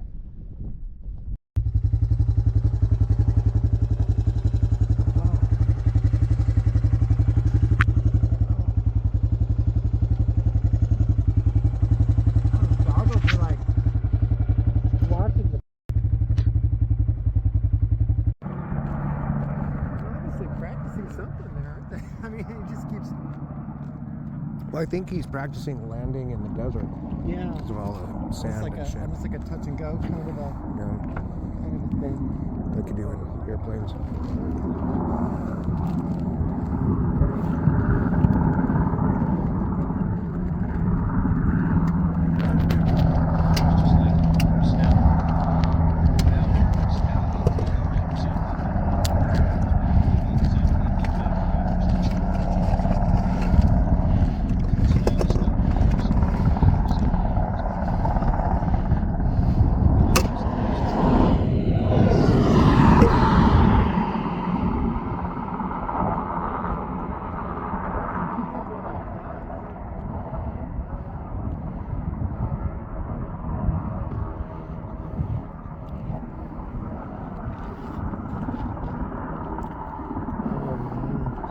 So what must happen is they probably it's like a whiteout.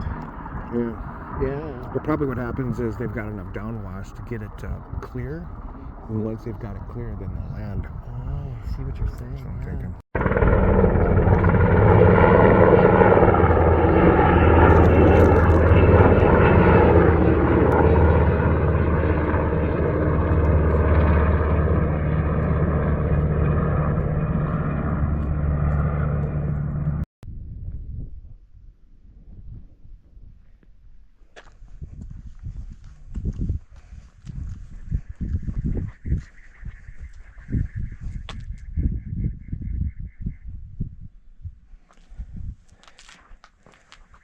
Oh, this is maybe your lady in your little video. I wonder if she. This is what she was doing.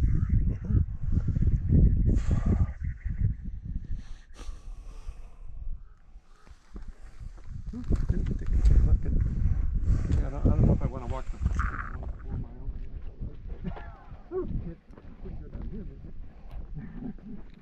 Well, it's almost as far as the Denver airport.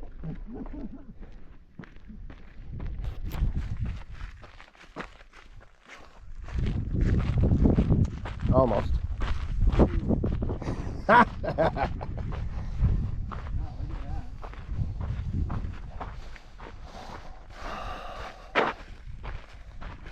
It is kind of striking, isn't it? Mhm. In the middle of nowhere.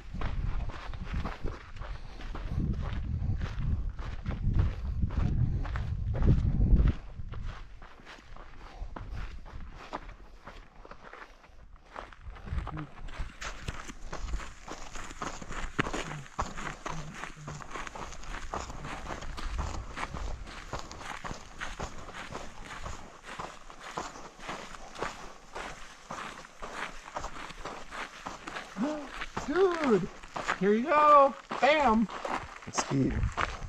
Ask and you shall receive. There's your mesquite.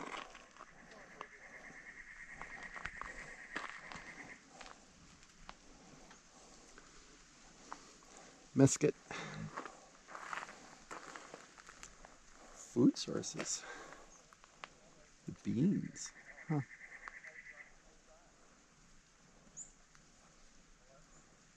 Wow, I didn't know that.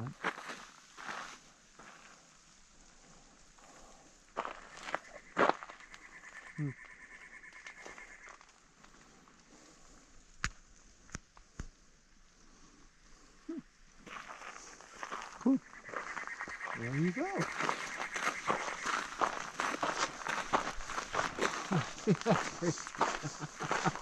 Wow.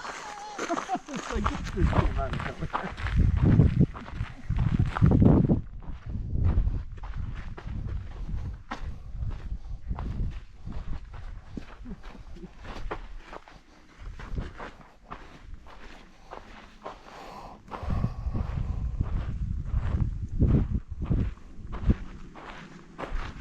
This is so out of place in the middle of the desert. Uh-huh.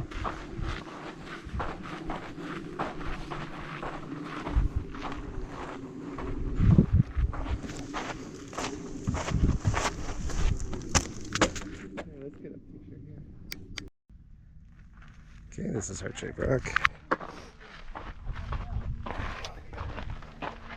And this is the side. Kind of. And then behind. In the shape of heart. Yeah, but it's strange that it's just still there. No, because it's against this. So.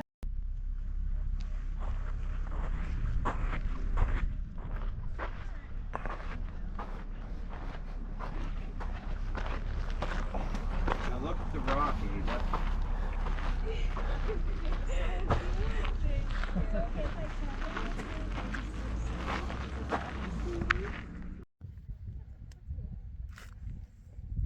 We're in north and west, or north and south. Is it where the fog is? I think so.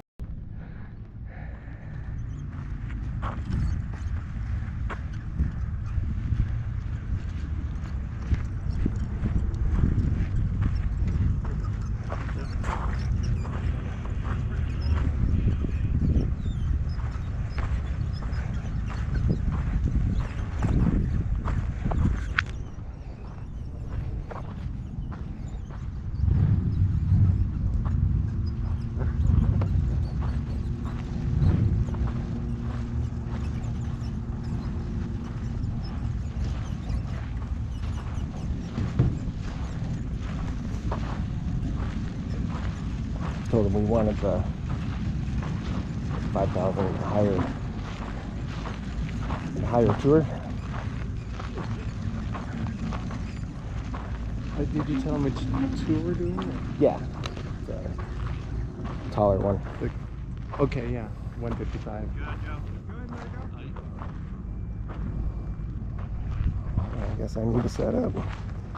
That I think is our tow plane right there. The tow plane. Okay. Come on over. There it is. Hello. Howdy, Hi. appreciate it. Good morning. I guess it's the morning. Okay. You're gonna put your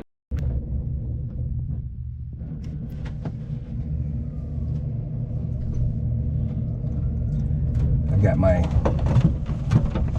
laser. Also, traffic, tail plane 46 Hotel, departing 29 left, glider until Elsinore.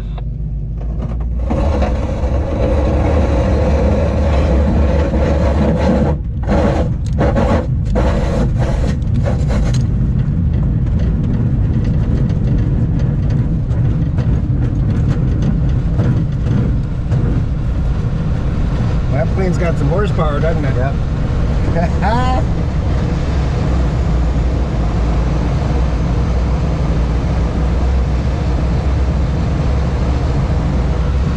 What kind of work do you guys do? I'm a home inspector. And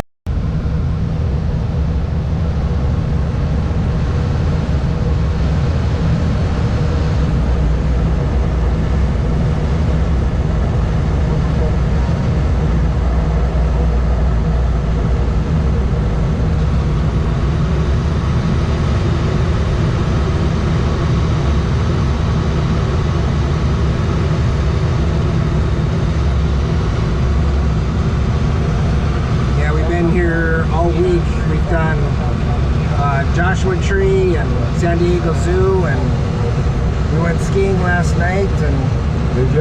Yeah, now we're doing this.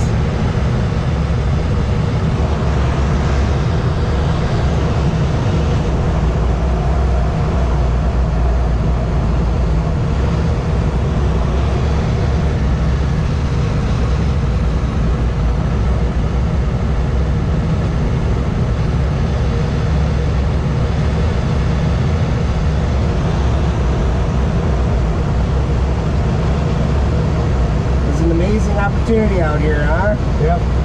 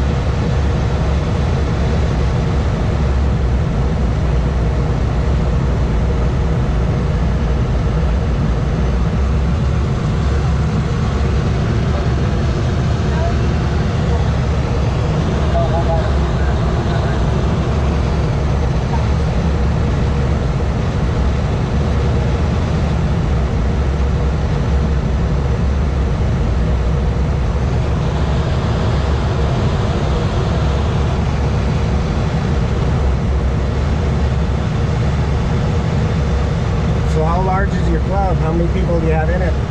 About 60. How'd you find us on the web? Yeah, just a Google search. Yeah. Do club members rent the planes, or do they own them, or how does that? Yeah, we own it. Club owns them. Okay.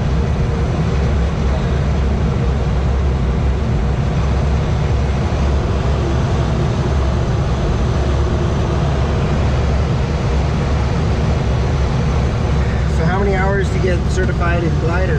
Same as an airplane. Really? Okay.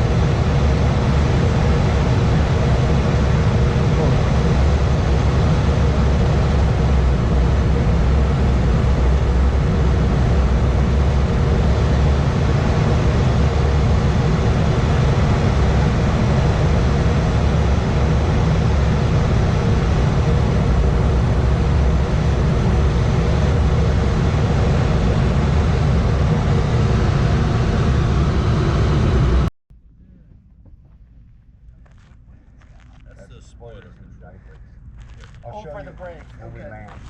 Okay.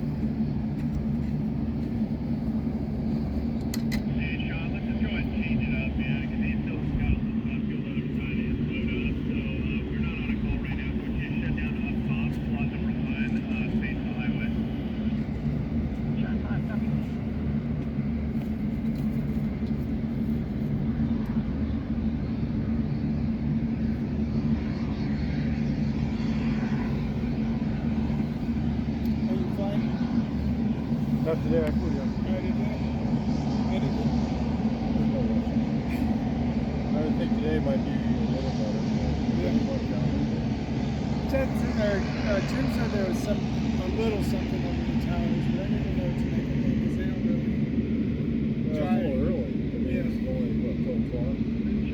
So if you felt something already, then maybe something like that. Mike Gunn just take off.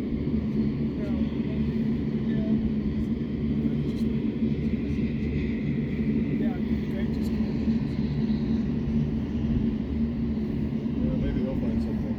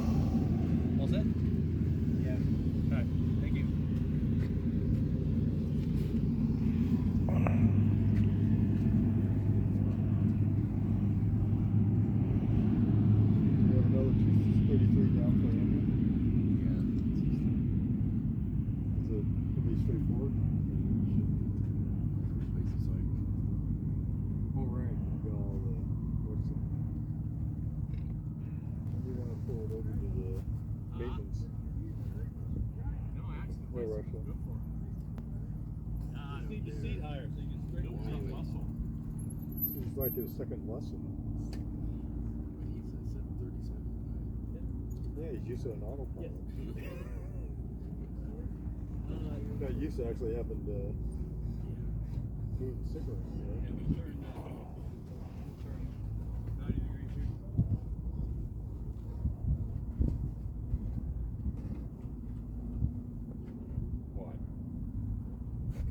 You thought he can be out today? Is he not doing well? He's migraine. Started to look at those tax returns. Yeah.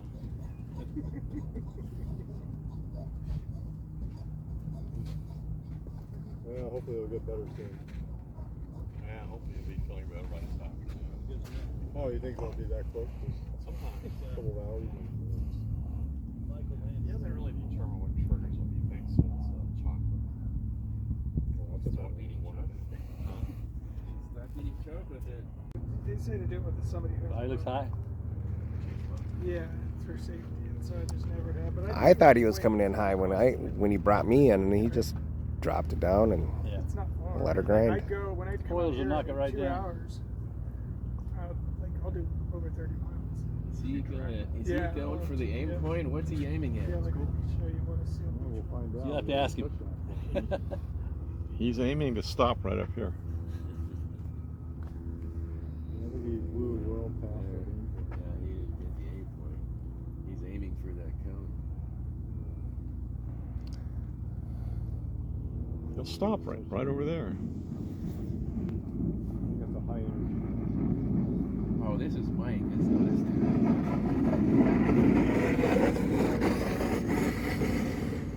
See? Does that wheel have a brake on it?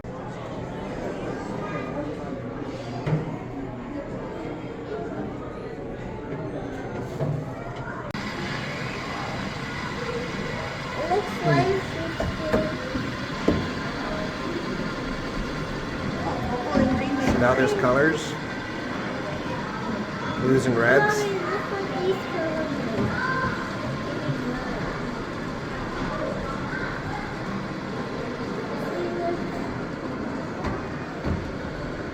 Look, it's missing a color. Now let's see. It's red.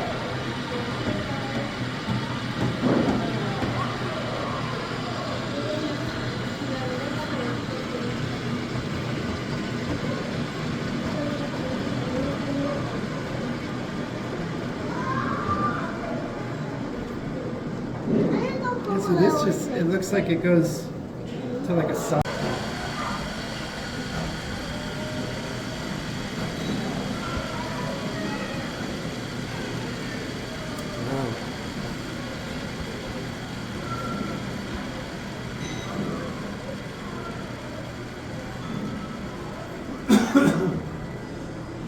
Oh, that's trippy.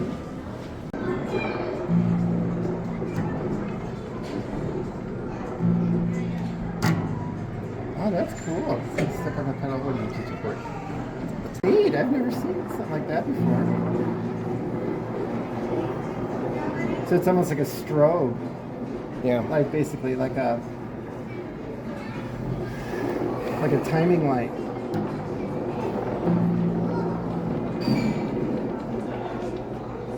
Okay, so let me try. Let me get. Yeah, you go ahead. Or Mandy.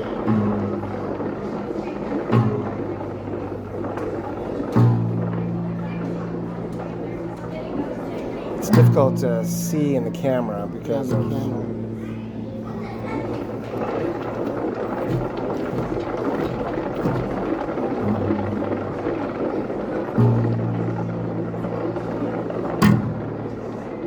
Oh, that's cool, yeah. Gather next to it.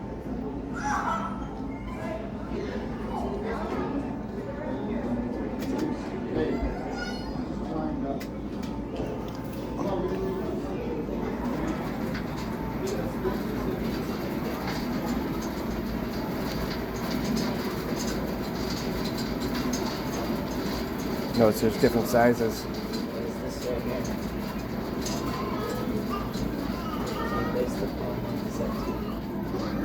So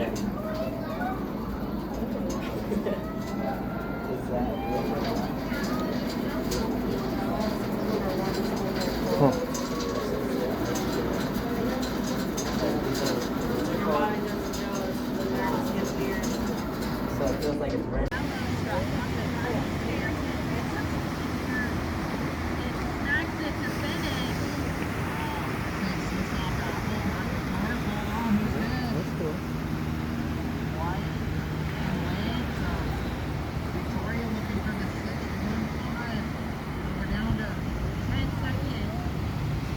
10 seconds last strong. Hang it.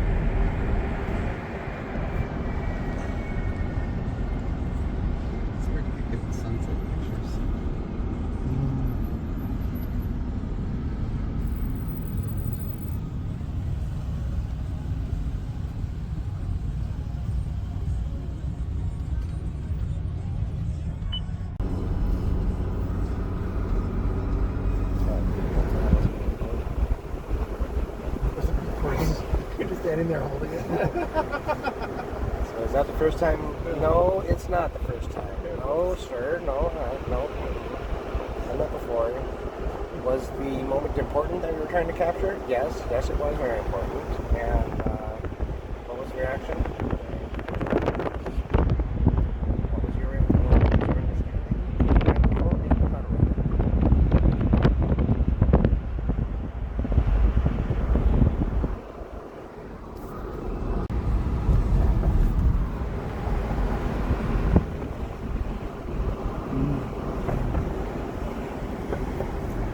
California sunsets.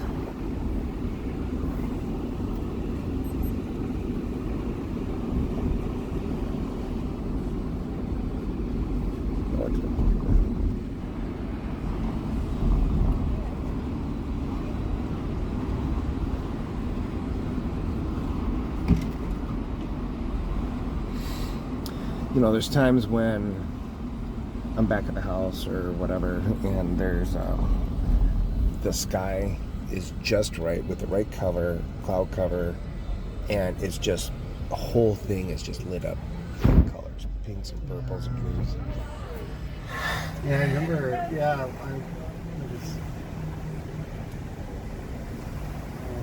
think this fall. There was this time I came out of the hospital, and this sunset was just unbelievable. There were like these clouds, these clouds and everything, and it just looked like the sky was on fire. It was amazing. Isn't that cool? Yeah. So I was walking out of one of the hospitals. We both just stopped and wow.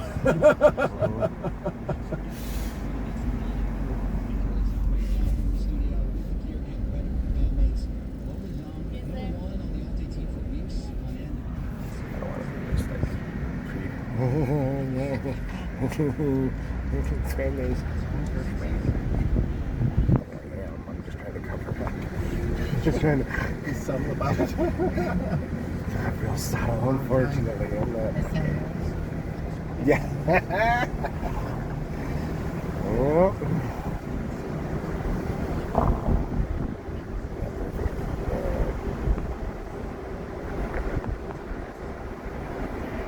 So, like an endless sunset would be just a continued climb. Just kind of chasing the rotation.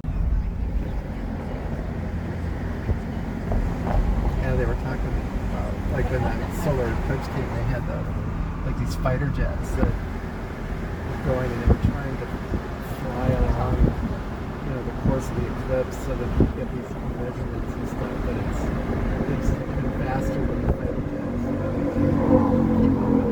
Well, they tried to do it with Concorde, and obviously it still passed it, but they were able to spend a little more time. Yeah, I think they were able to kind of extend it, but they couldn't keep up with it. Perfect.